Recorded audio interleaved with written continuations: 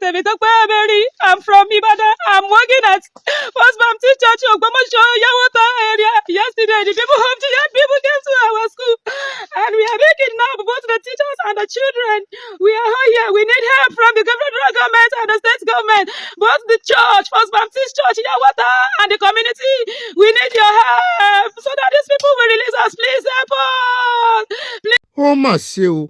Ó ṣe ní láàánú wípé irú fọ́nrán yìí ni mo fi kí yín káàbọ̀ lónìí ọjọ́ ìsinmi sínú ìròyìn ìdílé aláyọ̀. Ẹkún ò ní báwọ̀ èèyàn kan ní sunkún yìí ó nítorí wípé wọ́n wà lára àwọn tí wọ́n jí gbé ní Ògbómọ̀ṣọ́ lẹ́nu lọ́lọ́ yìí. Wọ́n ní wọ́n ti káyé àwọn ọmọ tí wọ́n jí gbé o lẹ́yìn tán pa ìkànnú àwọn tíṣà wọn tó jẹ́ igbákejì headmaster tí wọ́n sì tún pa ìkànnú àwọn ọmọléèwé. Wọ́n ní gbogbo wọn jẹ́ 45 ìyẹn 45. Ìkànnú àwọn tíṣà wọn ti ta aṣọ sí lẹ́yìn wípé kó wá ṣe fídíò kó bẹ̀rẹ̀ sí ní tọrọ kó mọ̀ bẹ̀bẹ̀ inú gbóná náà wá o. Kọ́lọ́ mọ́ sọ wá wà nínú ilé wa à ń jẹ́ba ó ẹ̀ wá wo ẹkún bó ṣe ń wo omi ẹkún mu. Ọmọ kékeré wà lẹ́yìn rẹ̀ o tó gbọ́ ọmọ kékeré pọ̀n ẹ̀ mọ̀ wò ó pé ọmọ yẹn ń nasẹ̀ jáde. Ẹ̀rù ti wà lára rẹ̀ kí wá sóun nìkan o principal wọn náà tàn mú. Òun náà sọ̀rọ̀ wọ́n ṣe fídíò tiẹ̀ náà mọ̀ pé wọ́n ti pa vice principal ẹ já gbọ́ lẹ́nu principal náà. I am Mrs. Alamu, FR. I am the principal of Community High School, Esele, in Orire local government of Oyo State. On Friday, around 9:30, we were attacked by a certain group of people, and a good number of us were abducted, the staff and the students as well. And we have been here since Friday. I am making this video to ask for help from everyone, starting from the federal government of Nigeria and the Oyo State government, Engineer Seyi Makinde, the Christian Association of Nigeria, and all well-meaning Nigerians, that they should come to our help and settle this thing peacefully so that our lives will not be lost. Thank you very much. So, school don't operate in Yawota lele. Nursery and primary school don't operate in Yawota. Ọ̀gá ọlọ́kadà tí wọ́n pa yẹn bí wọ́n pa sí lọ́dún. So, school tí wọ́n ti gbé yàn lọ.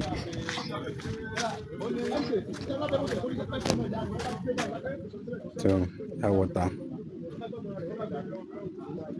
Tó bá jáde káwọn mọ̀ wọ́n. Ó ní káwọn mọ̀ wọ́n. Mo ní wọn wá ní pé àwọn olólùdí wọn. Ní kọ́kọ́ yẹn kan gba lọ́kà yẹn kan gba wọlé. Torí tí ń sọ fún mi sí pé àwọn olólùdí ọjọ́ ti lọ. Wọ́n kàn máa tẹ̀lé àwọn gbọ́ àwọn èèyàn tí wọ́n wá láti Ìkòyí ni wọ́n gbowó náà. Wọ́n sọ̀rọ̀ yìí. Lẹ́kùn 270,000 naira. Ilé àwọn tí wọ́n wá láti Ìkòyí. President àwọn youth ní Ìkòyí ni. Títí àwọn yàwá ni àwọn bàbá wa ni. 270,000 naira kẹ́gbẹ́ pé ọ̀rọ̀ ẹ̀sìn ẹ̀lẹ̀ àti Ìkòyí ọjẹ́ wọn lógún. Yàwá tàbí ọjẹ́ wọn lógún ni gbogbo àwọn nǹkan tó ṣẹlẹ̀. Gbogbo àná yẹn àjọ ọlọ́gídì gbogbo àjọ wọ lánàá ni. Pẹ̀lú gbogbo àwọn bí mọ́tò principal yẹn àjọ wà ń bẹ̀ ní gbogbo àwọn tó wà ń bí lánàá tájọ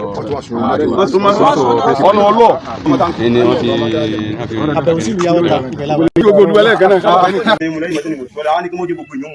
Omi tá a mú tán náà la kíkì máa ṣe ní gbogbo wa.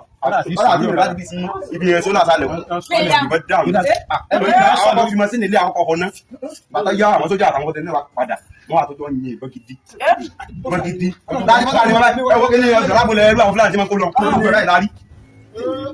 Wọ́n bẹ́ẹ̀ náà sójà àti gbogbo lẹ́yìn máa ń padà. Ó lè ti máa ń yé kan ó ní ehe ní máa ń yín. Ó ní gbúrùmù, ó ní kàmú ìbọn dání, ó ní kẹsẹ̀ ọ̀kan ní máa ń jáde. Bí kéhe ló ó ní ehe náà bẹ́ẹ̀. Ó ní bọ́ ti rí. Wọ́n ní kẹsẹ̀ àwọn Fúlàní. àwọn bájú. Wọ́n náà kókó wa. Pé àwọn kókó wa àwọn bájú tó di. Instrument yẹn. Àwọn yìí bá gidi ní orí ló kó wa délé lórí báyìí. Kódà ó di bẹ́ẹ̀ ní lápá àti ìfẹ́ báyìí.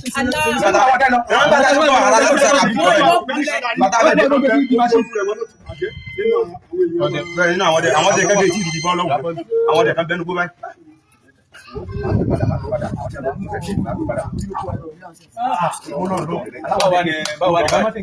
Àwọn ti ké sálẹ̀ dáhùn fún àti àyàtọ̀ tó kú ìyá ọ̀ta àdísòkò tọmọ kékeré tó ti jà láti yọ sọnù. Òun náà lẹ́rí yẹn tán rawọ́ ẹ̀bẹ̀ o tán bá ríran sí wọn wípé wọ́n wà ní àhámọ́ àwọn ajínigbé lẹ́ni ọjọ́ Sunday Kírísítẹ́nì lọ́pọ̀lọpọ̀ wọn pé wọ́n ní sí ṣọ́ọ̀ṣì.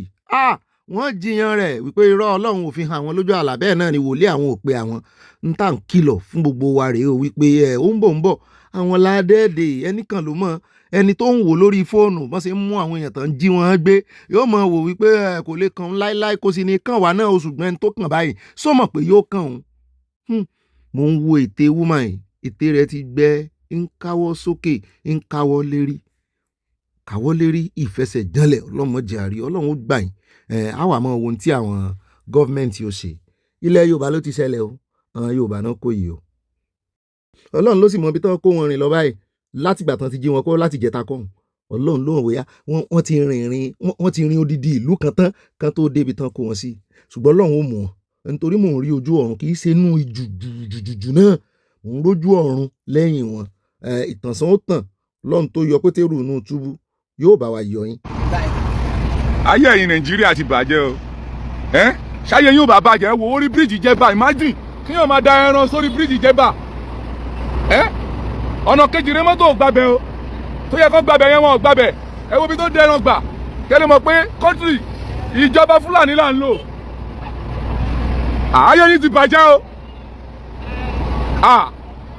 wàhálà ayé yín ti bàjẹ́ Ọlọ́run mọ́tò tún dúró fún màálù imagine ọmọ irú ayé wo lélẹ̀ báyìí wọ Ọlọ́run torí Ọlọ́run irú kọ́ńtírì wo là ń gbé ẹjọ́ ṣe kọ́ńtírì màálù là ń gbé ní báyìí ẹ wo bí màálù ṣe jẹ́ ọ̀dọ̀ púlẹ̀ mo máa bọ́ọ̀lẹ̀.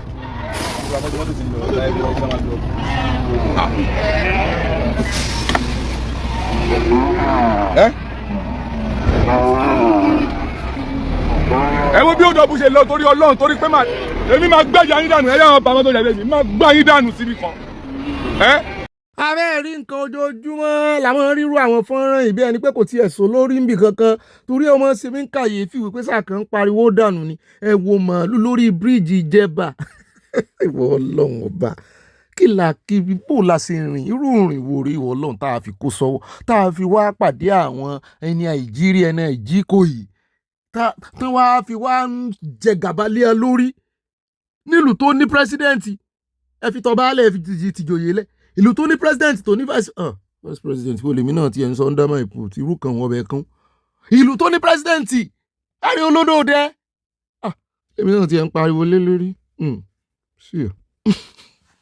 ẹ wo ìṣòro pọ̀ Nàìjíríà ẹ bá pariwo lórí eléyìí ó lè jẹ́ kó hùn ha a lè mọ̀ rí ariwo pa lórí mi ẹ jẹ́ àyẹ ìṣòro míì tó ń kojú àwọn ọmọ Nàìjíríà o lójú títì náà ni o kì í sọ̀rọ̀ màálù lélẹ́yìí látọwọ́ àwọn ọlọ́pàá ni wọn ò jogún omi o bí ẹnu sì ṣe ń kùn wọ́n tó bẹ́ẹ̀ náà ni agbára wọn ń lékè kà sí i arákùnrin àtọ̀rẹ́ rẹ̀ tán dádúró yìí látẹ̀kọ́ náà ti ń lọ ìlú wọn o ń jọ bẹ́ẹ̀ ni pé Ẹdó náà ń lọ kì í ṣe ilẹ̀ Ìgbò lọ́lọ́pàá bá dán dúró wọn nígbà tán rí wọn kò sí orúkọ lára aṣọ wọn fi táàgì kankan síbẹ̀ téèyàn ò fi rí wọn náà bá mú fóònù náà bá ń yà wọn làwọn bá jọ ń yára wọn ló bá já láptọ̀pù gbà lọ́wọ́ kí ló fẹ́ fi láptọ̀pù sí bọ́ọ̀gá yín ti ní ẹyẹ yẹ fóònù ẹyẹ yẹ láptọ̀pù wò mọ́ personal belongings òun ni ló bá fẹ́ dìran tó ṣùgbọ́n lọ́wọ́ ẹ̀ ń jọ bẹ́ẹ̀ ni pé àwọn Nàìjíríà wọ́n ti ń challenge àwọn ọlọ́pàá yẹn àwọn náà sì ti mọ̀ wípé tán bá fi lè ga kámẹ́rà jáde báyìí tán ti mójú àwọn wàhálà lè so.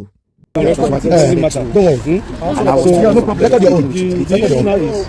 Let's say, for example, as you are going to the place, I cannot bring it out. I want to bring it out. I can't bring it out. I can't bring the chair out. We can't bring it out. Don't test the chair. Don't make a big chair out. I cannot bring it out, sir. From ID card, you don't check. You don't enter on that one. You never clear that one finish. Don't show me. You want me to lift this chair? I cannot bring it out. Very. So now, let's say, for example, as you are going now, they now block you, then rob you. Okay, collected this laptop, collected some items, and this laptop is very important. For my personal defense, let's go to anywhere you want. Don't stop. Let's go to your station. Let's go to your station. There is vital information. Okay, let's go to your station. Your own laptop. Let's go to your station. Let's go to the station. Are you getting? Let's go to your police station. I want to go to the police station. Hold on. He's talking. Hold on. I'm coming. He's talking. Let's go to the police station. Lay a complaint that you were robbed. This is the man that owned the laptop. Yes. I'm the one. Record it well. And your name is not showing. That's the problem. Your name is not showing. I will see your name. I will see your name. No problem. Carry on. So your name is not showing. No problem. No. Police now. That kind of laptop need a thief. You don't see my phone. You don't know the country you talk. Carry on, please. Let me see. No. That's in scratches. If that's in scratches, I'll not take it lightly with you. If that's in scratches, I'll not take it lightly with you. Sincerely. If that laptop scratches, I'll not take it lightly with you. I bet you. Carry on, please. So now, maybe you now went to the police station nearby. No name, no nothing. We did not pay for party. Sir, okay. I left Lagos by 3 o'clock. I have an appointment, yes. No name tag. Somebody is telling me, that laptop, you take that laptop. We are going to that station today. Take the laptop. Okay, let's go to the station. Take the laptop. We'll go to station. I'll just leave it there. Now, me like they call the daft. You think I'm a daft? You cannot be scared. I'm doing the right thing. No, you're not doing any right thing. There's no identity. There's no identity. Orizo, tell him. There's no identity. Because I see you're a straightforward man. No, he's a straightforward man. He doesn't peace. Look at my ID card. This is the man. There's no identity. He wants us to offload the car. Look at him here. There's no identity. I don't know him. Look at him. I don't know him. My friend, an engineer, a civil engineer. Look at him here. Look at the man. You think I'm a daft? Just talk to people anyhow. He refused. Let us go to the station. He refused. Yes, I don't want to give you problem. So allowed to search his vehicle. That's not true. I have a video evidence. No problem. Continue saying that. Open, plan and check. He says to offload everything. There's no man. There's no man. Let's go to the station. And that's scratches. I'm not taking lightly. You can imagine how many police don't pass. How many police don't pass now? Kódà náà láti jọ rí yìí lẹ́yìn fọ́nrán ìtàlẹ́rò kò jẹ́bi tó ráwọn ọmọ Nàìjíríà kan wọ́n tún pariwo lé àwọn arábí wọ́n ní àwọn gan ò ní sùúrù ariwo wọ́n ti pọ̀ jù èèyàn máa ń fi ẹ̀rọ wẹ̀lẹ́ tó bá ti mọ̀ pé ó wà lórí ráìtì ẹ kò ní ìdí kó bọ́lọ́pàá pariwo mo ní lóòótọ́ ni mo ní ṣùgbọ́n frustration wà lára everybody àtọlọ́pàá àtàràlù ṣùgbọ́n àwọn ọlọ́pàá yẹn náà ẹ rí wípé ara ń já wọn jẹ wọ́n ti mọ̀ wípé pẹ̀lú kámẹ́rà tó ń ṣe yìí fídíò àwọn bí ó bí lè ó bá fi mọ́ láàárọ̀ ọ̀la àwọn bá lórí agbágbé wọ́n sì ti jù sórí agbágbé lójú ó kàwá náà lára báyìí kí ló fẹ́ fi láptọ̀pù ní láptọ̀pù sí sáàchì mọ́tò ó sáàchì mọ́tò wọ́n fún ọ láàyè wọ́n sí búùtù fún ọ ó sáàchì nínú fídíò tó ń ṣe ó tún parọ́ kí ló wáá dé tó ò lo táàgì tó ò lo identity number tó ò lo orúkọ ọ̀rẹ́ tó jẹ́ kán rí olówó wọ bulletproof ìkejì rẹ tí ò wọ bulletproof nǹkan oyè tó o bá fẹ́ kò sí tí ọmọ Nàìjíríà ní right láti béèrè wípé identify yourself bẹ́ẹ̀ni láyé tí àwọn ajínigbé àwọn báńdíìtì àwọn agbésùnmọ̀mí tó ti ń wọṣọ ológun mélòó yúnífọ́ọ̀mù ọlọ́pàá. No worry. I see when slap. All this one they do now, move. I see when slap. He say me go kill me.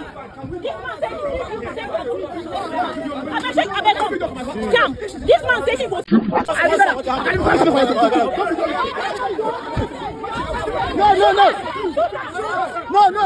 No, shoot. No worry.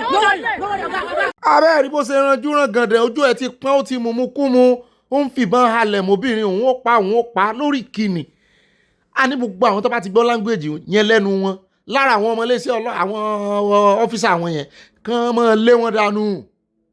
ẹ jẹ́ kó ń bẹ́ẹ̀ jẹ́ àyà nídìí òṣèlú o ẹ bá rí gbogbo kántánsì àwọn tí ò lọ skul bóyá sì lọ skul ni wọ́n ṣe arúmọjẹ tí wọ́n kó sí di ètò ìdìbò àwọn primaries tán ṣe káàkiri tẹ́ ẹ bá rí wọ́n ṣe ń ka 1 2 capital letter 1 small letter 1 capital letter 2 small letter 2 capital letter 3 small letter 3.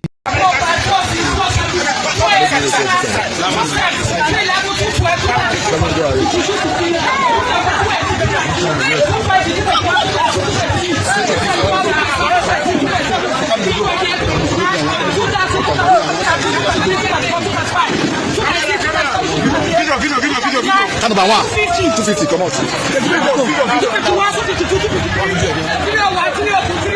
Sẹ́yìn kì í ṣe polling unit nìkan ò ládùúrú èrò tó jẹ́ wípé wọ́n náà ti gbowó bá a ṣe gbọ́ o àmú àwọn tó ń pín owó náà bọ̀ ṣùgbọ́n kì í ṣe bí nìkan náà ti kà yẹn o ẹ sì rí kò sẹ́lòmíì tán tó sí lẹ́yìn ojú àwọn náà lọ o wọ́n tún wá ń fò ó wọ́n fi bí 50 lé 50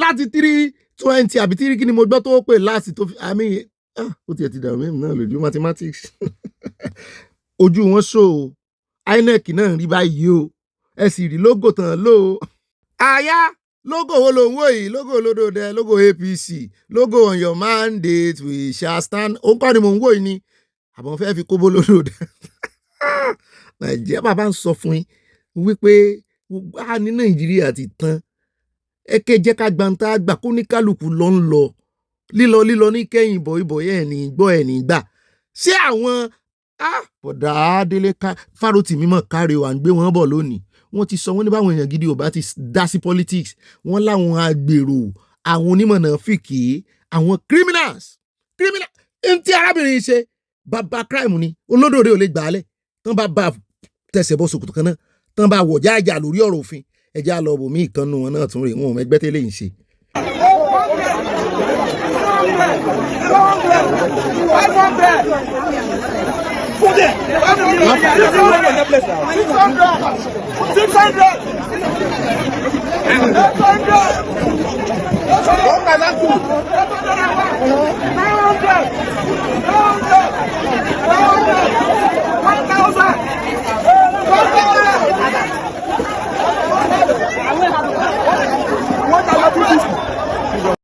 wo ẹ̀ tí ì rí nǹkan kan ẹ̀ tí ì gbọ́ nǹkan kan 1,250 ló ti yá sáré kà báwọn. Professor ni arákùnrin yìí ó jẹ́ INEC sẹ́yìn wòran ó dá ẹja lọ bò mí. As of fresh, everybody constituency, be on the line. Please, support of our rep. Honorable Fumilayo Ebuagbe, be on the line. And we want to count the line now. 1,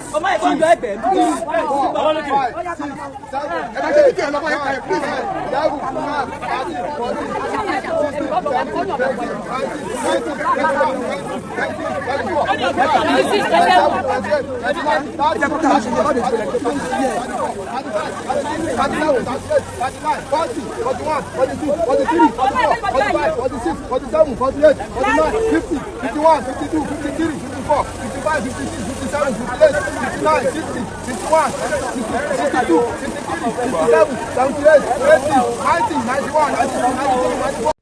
Ọ̀rọ̀ Bàdàdélé Fárótìmí ó ṣe méjì sẹ́ǹsì mi ẹgbọ́nú àkójọpọ̀ ròyìn ṣùgbọ́n Honorable Fúnmiláyọ̀ tán dárúkọ yẹn gbọ́. Ṣé kò ti dáràn lọ́dọ̀ INEC báyìí? Ṣé wọ́n lè disqualify ẹ̀? Ó dáa ìmọ̀ ṣe ayé bó ṣe wù yín o. Wọ́n ti láwọn agbèrò ló wà ń di politics in Nigeria.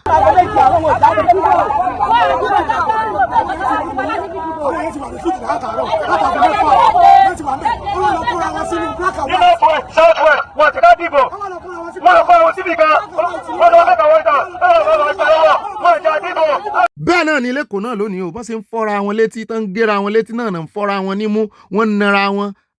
Mo ní lórí ètò òdìbò náà wọ́n ní bẹ́ẹ̀ ni every 4 years wọ́n sì máa ń ṣe ọdún eégún fúnra wọn nìyẹn o ṣùgbọ́n àwọn kan kọ̀ jálẹ̀ wọ́n láwọn ò ní gbowó àwọn ò ní ta ọjọ́ bí àwọn ò sì ní ta birthright àwọn àti pé ọjọ́ ọ̀la àwọn ọmọ wọn làwọn ń wò yìí ó níyì ológo àwọn ò ní ta fólóṣèlú.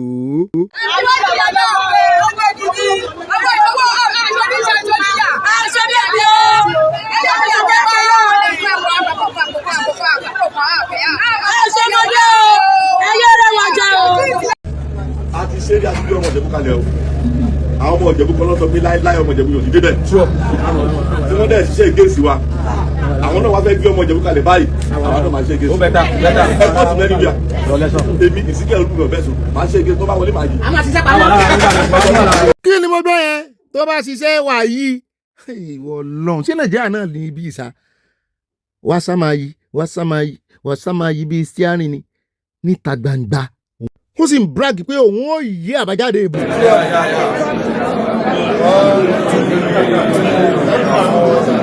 ó dá ọ̀dọ̀ àwọn Obidient àti Kwankwasolade yìí ọmọ oníṣòkan àwọn náà hard currency làwọn náà ṣùgbọ́n àwọn ní rárá o àwọn ò fi owó ra ìbò wọn láwọn ń ṣe fundraising ni o fún àwọn ọ̀gá àwọn sọ́pọ́ọ̀tì wọn mọ̀ ní ó ṣá involve owó ṣùgbọ́n kí ló dé ṣé dọ́là náà nù Nàìjíríà ní ẹ̀yin tẹ́ ẹ fẹ́ tún lu ṣeré àti Kwankwaso àtòbí ṣé ẹ̀yin tí bóò ní náírà ó ṣe lágbára lábẹ́ ìṣèjọba yín tẹ́ ẹ ti ń ná dọ́là báyìí nínú Nàìjíríà so ti wáyé yín gẹ́gẹ́ báyìí wípé gbogbo àwọn olóṣèlú yìí wọ́n mú àṣẹ ni ẹjẹ́ àkó mbẹ́ ẹjẹ́ àdọ́dọ̀ àjọ NDLEA níbi tá a ti gbọ́ tán ní ọwọ́ tún ti ba consignment kan òun ní ẹni tó gbé ńkọ́ wọ́n ní consignment ni ibo ní lọ wọ́n ní díẹ̀ ń lọ UK díẹ̀ ń lọ sí Australia mo ní láti bo wọ́n ní Delta ni o wọ́n ní nínú igbó Delta mo ní wọ́n ti ẹ̀dùn òǹgbòrò mọ́ inú igbó ní 65,000 kg of skunk wọ́n ní wọ́n recover rẹ̀ 1,989 military grade bullet nínú gàrí òkè àti lò yẹn lánàá tínú gàrí àti lò yẹn lánàá bẹ́ẹ̀ náà ni wọ́n ní kóòkì náà wà ń bẹ opioid náà wà ń bẹ cocaine wà ń bẹ Nàìjíríà oògùn olóró wá ṣe wá ń fò falafala báyìí adúpẹ́ lọ́wọ́ àjọ NDLEA kì í ṣe iléeṣẹ́ bàbá fẹ́mi Ọlọ́run bá fẹ́ yín o ẹ̀gbọ́n mi dáadáa Ọlọ́run lò wọ́n ní inú àjọ NDLEA. Aya ní ọ̀gá mi kò mọ ìtàn síbẹ̀ ókú nìbọn ro ṣé àti ìrèlé ìtàn kó jáde inú epo pupa mo ní sí àwọ̀ ohun òrí àyà. Tramadol lélẹ̀ yóò jẹ́ tábìlẹ̀tì tí ẹni ṣé wọ́n sì tún fi epo ìṣebẹ̀ lẹ́yìn ìgbà tán bá fi ṣe iṣẹ́ láabi tán ẹ̀ ń bá fi ro eléyìí jẹ ráìsì nǹkan mi ló jẹ́ o ṣé epo gidi sí ni my God ṣé rí àwọn ará bíi náà ń tán lò tán fi ń dìtẹ́ẹ̀tì wọn lẹ́nujọ́ mẹ́ta yìí ó kọjá bẹ́ẹ̀ o. wáò inú kẹ́ẹ̀gì náà tún rọ sí ẹ̀ tí ẹ lè fura. ọ̀gá níyà múdà yín o NDLEA ẹ kú iṣẹ́ o. ká níbẹ̀ ṣe mọ́ bọ́ọ̀sì àwọn ará bíi ní àwọn ọlọ́pàá àtàwọn ológun náà máa ń rí àwọn agbésùnmọ̀mí tètè bọ́ọ̀sì báyìí ni ìbá dá ìbá sunwọ̀n àná náà lárí tán ń sa ẹ̀pà nínú gààrí búlẹ̀tì ní o ọ̀tá àbọ̀n ni mò ń pè lẹ́pà o lónìí epo pupa ni ká mọ̀ wo eléyìí tán mú lọ́la bóyá wọ́n tiẹ̀ ti sè lọ́bẹ̀ tán ti dín ẹran bóyá inú ẹran náà ti là tán ṣe operation iṣẹ́ abẹ fún tán wàá dì sínú ẹran àmọ́ o. mo kí gbogbo wa ẹni tẹ́tí mọ̀ náà ni Ọlọ́run Gist Media TV ẹjọ́ ẹ bá mi ṣí ẹ̀rẹ̀ kélé yìí tó máa jẹ́ kọ́ fún gbogbo àwọn dírẹ́fà àwọn ọlọ́pàá tẹ̀ ń wò yìí ọ̀nà ìdí àmàna wà dírẹ́fà yìí ń lọ jẹ́jẹ́ ó dẹ̀ dá dúró gẹ́gẹ́ bí responsible driver ó dẹ̀ dúró fún wọn.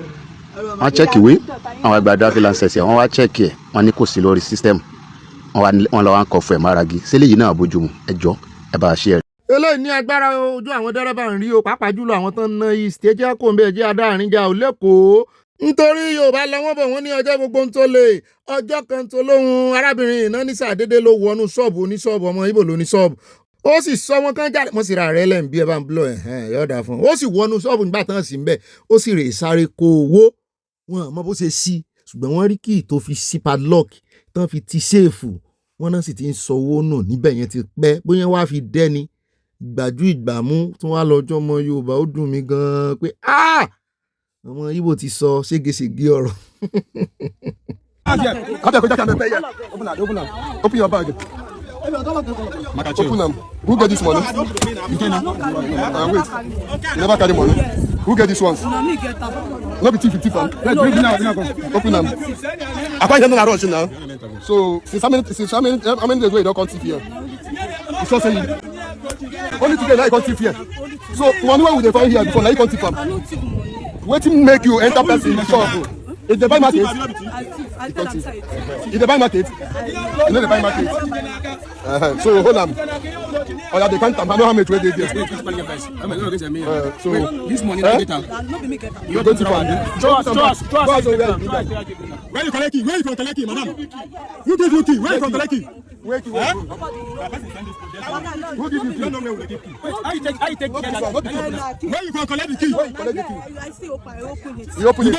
I be open. I be collect it there. You not collect it for this side. No, you come out for shop. Wait, who come out for shop? No, now you did. But this key now was locked. No, I know feel like. If they lie, you. I don't lie. I say they lie. I go get people. They go beat you well. Wait first. You know lie. I bring them as take tip am. Bring them. Bring all of them. Arrange them well.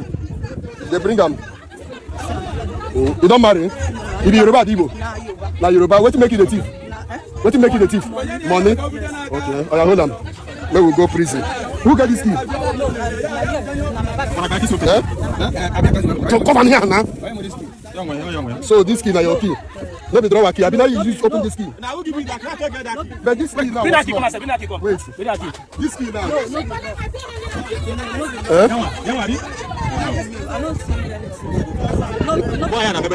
So where you dey since? You can't know say people come out. But where you can't say person come out, you can't enter here. Person come out now. Who come out? Person come out, you can't enter. The thief. kó mọ̀ ga o the rate tó ti ẹ̀ ṣe mú àwọn obìnrin ní ìsìn tó ń rè jalè lọ́jà mo ní sọ ti ń jalè tipẹ́ ni àbí ẹkọ́nọ́mì náà lẹ́ẹ̀tún parọ́ mọ́ kan lè ná ṣùgbọ́n ó ga. àwọn náà wá jalè inú ọjà wa ní Lagun Plaza oríbodè ẹjọ́ bolè bọ́bá tẹ́lẹ̀ ti rí wọn ẹ má jọ wọnú ṣọ́ọ̀bù yín olè ní wọn o òde ó lọ tẹ̀sán báyìí àwọn máa dé kóòtù àwọn máa sìn wọ́n dé kóòtù máa fi ṣẹ̀wọ̀n ni ó ti wọ́ bírí àti múrí àwọn méjìlá mú ẹlẹ́ẹ̀kejì rèé àti mọ́lẹ̀ lọ station o àti mọ́lẹ̀ lọ station o àti mú lọ o. ó ga o ìmí ìtùnú o plaza náà ló ti lọ jalè ń tiẹ́ o àwọn Yorùbá ló mélé àwa àwọn bòyá ọmọ Ìgbò lòun ọ̀rọ̀ ẹlẹ́yàmẹ̀yà la tún tì bọ́ àbí ó ga Ọlọ́run ṣàṣàánú wa torí àwọn tó ń ṣe kinní náà ẹ wò bó ṣe múra dáadáa ta ni ó fura sí pó lè ní. ṣẹ́rí bàbá ìjọ tẹ bá tún bá mi try ìwèrè orí burúkú tẹ bá mi try lónìí rẹ̀ mo máa ṣe wèrè fún ẹja wèrè ṣá orí yìí burú ni. iṣẹ́ máa fọwọ́ tẹ̀mí lọ́yọ̀ náà bí mo ṣe jókòó sẹ́gbẹ̀ẹ́ iṣẹ́ máa fọwọ́ tẹ̀mí lọ́yọ̀ tí yín fẹ́ bá yín ni. bá mi dánwó ẹ̀wò mọ́ o ṣẹ́ja wèrè ni irú nọ́ọ̀sẹ̀sì wèrè wo nìyẹn. ẹ ṣú ara yín o mi ò láì kẹta bá ti ń bá àwọn wèrè ṣe ẹ ṣú ara yín gan ẹ mọ̀ pé mo sọ fún yín ẹ ṣú ara yín gan ṣẹ́ ti já wèrè ni bí mo ṣe jókòó sẹ́gbẹ̀ẹ́ wọn iṣẹ́ máa fọwọ́ tẹ ọyàn mi tí yín fẹ́ bàjẹ́ ni.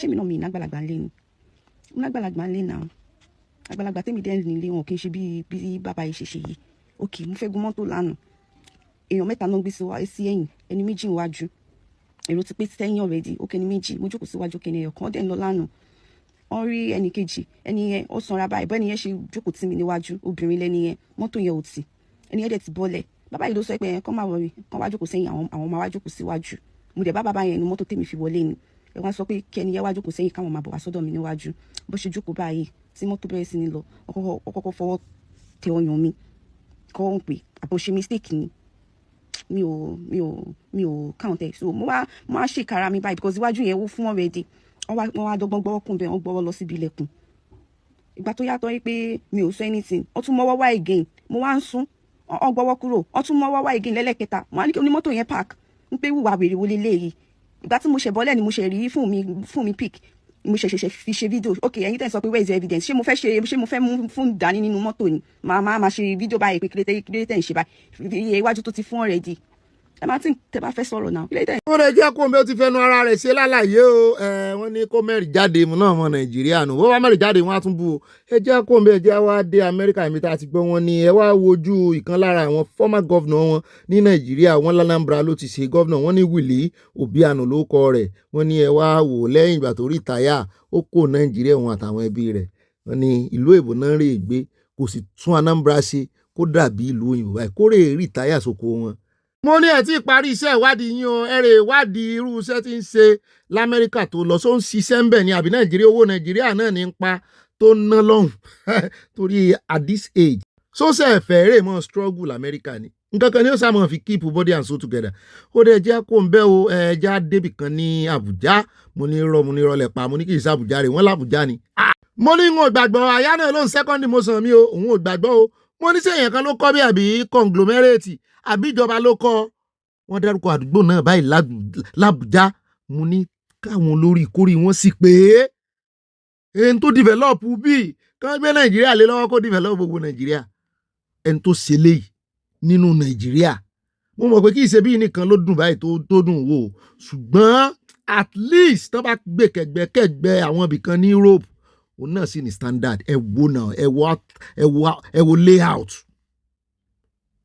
layout ẹ wo àwọn ilé tán kọ́ síbẹ̀ ẹ wo gbogbo greens ẹ wo parks ẹ wo signs lórí road ẹ wo signboards tó yẹ kó wà lójú títì ẹ wo bó ṣe clean.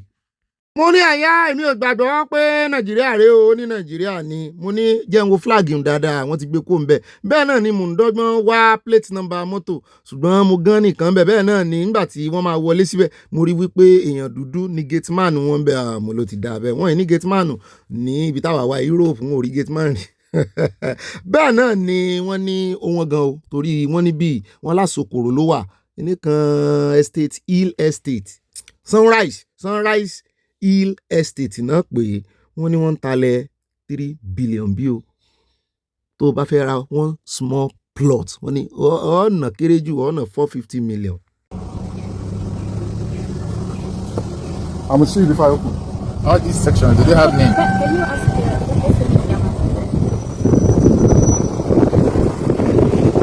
All these areas, do they have name? Like yes, section? Riva, Yunus, come down. Oh, this is me.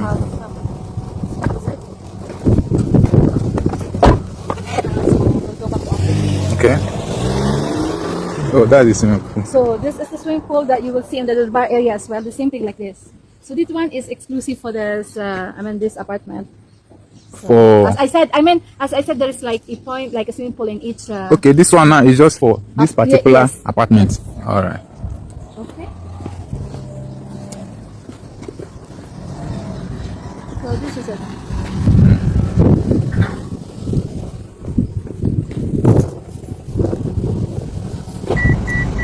Hello?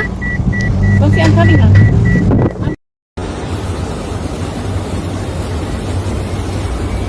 ó dá ẹja sádédé airport lẹ́kọ̀ọ́ ẹ mọ́ bẹ̀rù o bó ti jẹ́ wípé ọkọ̀ ojú òfurufú ọkọ̀ bàálù Amẹ́ríkà lẹ̀ ń wò yìí o from United States of America Air Force C-17 mo ní ọkọ̀ tí mo ń kó tí mo ń gbé nǹkan ńláńlá rè wọ́n ní bẹ́ẹ̀ ni wọ́n ló wá deliver àwọn nǹkan kan ní Nàìjíríà ni mo ní kí ló wá deliver wọ́n ní gbẹ́nu mi sàn wọ́n ní wọ́n fẹ́ tú rárá wọ́n láwọn agbésùmọ̀mí rógo mo ní wọ́n kan jẹ̀gbọ̀n mọ̀ délé gbọ́ ilé ìtàn ṣe tí wọ́n pa ọ̀gá wọn yìí gbọ́ kúlẹ̀kúlẹ̀ ìròyìn ó fẹ́ dàríyànjiyàn ṣùgbọ́n àti rójútu àti mòótọ́ díẹ̀ wo ẹ̀jẹ̀ àmọ́ kí Amẹ́ríkà ká sì dúpẹ́ lọ́wọ́ ọ̀gá ológun àti ìgbésẹ̀ tí ààrẹ Tinubu gbé lẹ́nujọ́ mẹ́ta yìí tán yan Homeland Security Adviser wo àti mọ̀kódóró ọ̀rọ̀ àti màsírí rẹ̀ wo tí rìbádù bá gbọ́ wíríwíri ọ̀rọ̀ gbọ́ àwọn àṣírí kan lónìí o. bẹ́ẹ̀ ló ní bàbá dénú Abala Sanawole gbọ́ wíríwíri ọ̀rọ̀ lẹ́nu Balogun of Lagos.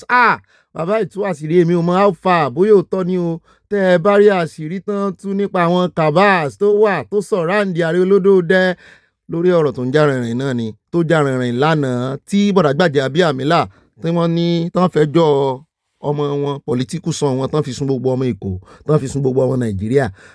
Balógun ti jáde ó ní irọ́ ni ẹ wá gbọ́ bí wọ́n ṣe ń sáìn wọ́n ṣe ń ṣe Olúwọlé signature nítorí wípé wọ́n fẹ́ yọ ọba sá wọ́n ní wọ́n pa láṣẹ wọ́n ní wọ́n send order wípé Ààrẹ Olódòdẹ ló ní kàn yọ ọba sá wọ́n ní kò sí lẹ́yìn bọ̀dà Gbajabiamil mo ní Balógun bọ̀dà Gbajabiamil tó wà ń pàwà ló ń parọ́ ọmọ olóhùn ò parọ́ ó náà gangan ló nírọ́ àṣé àti ìgbọ́n kankan lánàá àṣà àti ẹ̀ tí mọ àṣírí tó wà nídìí ẹ̀ mo wá ronú gbogbo àṣírí tí Dr. Ọmọlé Charles tú nípa former president tó ti dolóògbé Buhari bọ́n kàbá ṣe fojú ìjọba rẹ̀ gbolẹ̀ àṣọ ń ṣe bẹ́ẹ̀ náà fún Olódòdẹ àṣọ Olódòdẹ kankan rẹ̀ jẹ́gbọ́n mọ́ lọ́wọ́ ni wọ́n Olódòdẹ mọ ogbà àṣírí wọn.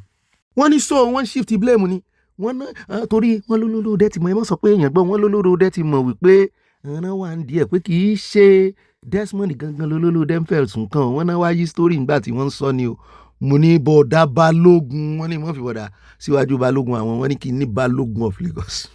ọ̀rọ̀ ẹja sáré yà àti pẹ́jù bí ẹja sáré yà lọ́dọ̀ Cubana Praise níbi tá a ti gbọ́ tó sọ wípé ó ń wa omi ẹkún mu ni o lẹ́yìn ìgbà tí ó lò náwó nára fún gbogbo àwọn àgbààgbà ní jurisdiction àwọn nílẹ̀ Igbo òun náà òun fẹ́ ṣe primaries ṣùgbọ́n wọ́n ní wọ́n já ń kulẹ̀ nínú ẹgbẹ́ APC agbọ́ wọn ní ọmọ ààrẹ náà allegedly wọn ló ti bẹ̀rẹ̀ sí bá kẹ́dùn tó ti ń send inspirational song yìí sí mo ní níbo lẹ ti ń ra wọn story ṣùgbọ́n ti jáde o ó ní rọ́ ni ó ní kò sórúkọ òun nínú primaries kankan ó lóun ò bọ̀n sí primaries ó ní so àwọn tí ń tán gan òun ó lára àwọn náà ń gan o mo ní ṣe bí wọn náà ṣe city boy ó ní lóòótọ́ ni ó sì ń gbìyànjú láti so ìjọba central pọ̀ mọ́ ọmọ Igbo ó ní lóòótọ́ ni wọn náà sì gbégbá àdìbò ló fẹ́ ṣe lóòótọ́ aríbi tó ti ra fọ́ọ̀mù kí ló wá ń parọ́ fún amú ṣé wọn ní consensus ni wọ́n sá ti ń parọ́ fúnra wọn báyìí mo ní irọ́ ń parọ́ fúnrọ́.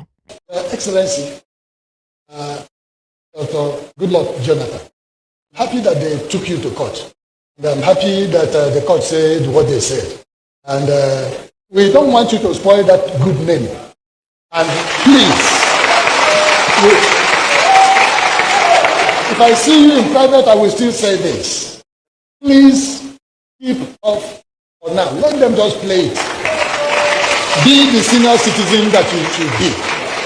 And please, we thank God for your life. Not only for Nigeria, for the West African region. ó náà lẹ́tí gbọ́ ibi tó ti lè gbé òótọ́ ọ̀rọ̀ nìyẹn ó yà lẹ́nu ó ṣọ́ọ̀kì ẹ̀ ó sì ń wọlẹ̀ ó ń wòkè wípé sóun náà ń bá wí ó jẹ́ já kó o ṣe bí lékelèké kó o rọra kíìpù ìwọ̀nba orúkọ tó méèkì kó o rọra kíìpù ẹ̀ náà ni o ọmọ wà á tún fi wé ẹ̀rọ̀fọ̀ àwọn politician tó wà ń bẹ ní ìsìn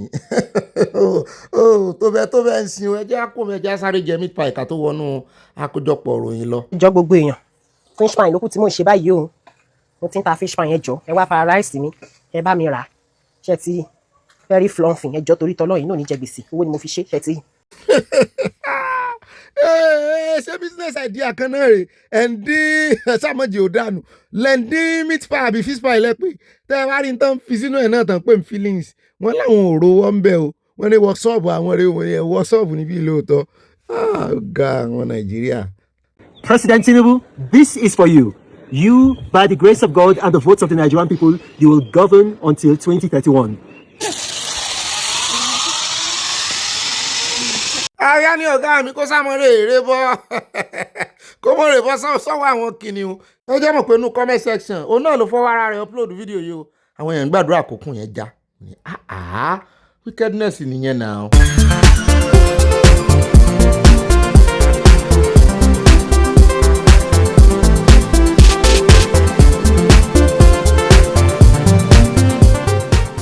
Àdámbàkùnbàkùn àlà òṣìkà àdámbàkùnbàkùn àlà òṣìkà yéé òkómi ẹran dà sílé ẹṣin ó wá tún kómi ẹṣin dà sílé ẹran ó farun wájú pọmọ ti pàkọ́ abániwọ́rán bá òrí dá òsúná sígi súngi síná torí irú àwọn wọ̀nyí kọ́ torí ọmọ wọn ó yá tán bá wá gbìyànjú láti sọwọ́ ènìyàn délẹ̀ o tán ó bá rí mú o wọ́n ló lóògùn ni abẹ́rẹ́ bọ́ lọ́wọ́ adẹ́tẹ̀ ó dẹ́tẹ́ Ìdòwú Adédayọ̀ mo ti lọ mọ́ wọn lọ́wọ́ pàràrà ẹni ta ló kọ́ kò sí irú wọn bí ó ní ṣòro rárá kò sí irú wọn o bí ó sì ṣòro rárá ṣé wá rí àbánijẹ́ tó ń pẹ̀gàn o àbánijẹ́ tó ń ṣọ̀fọ̀ o ìgbà tó bá dẹ́kun àti bánijẹ́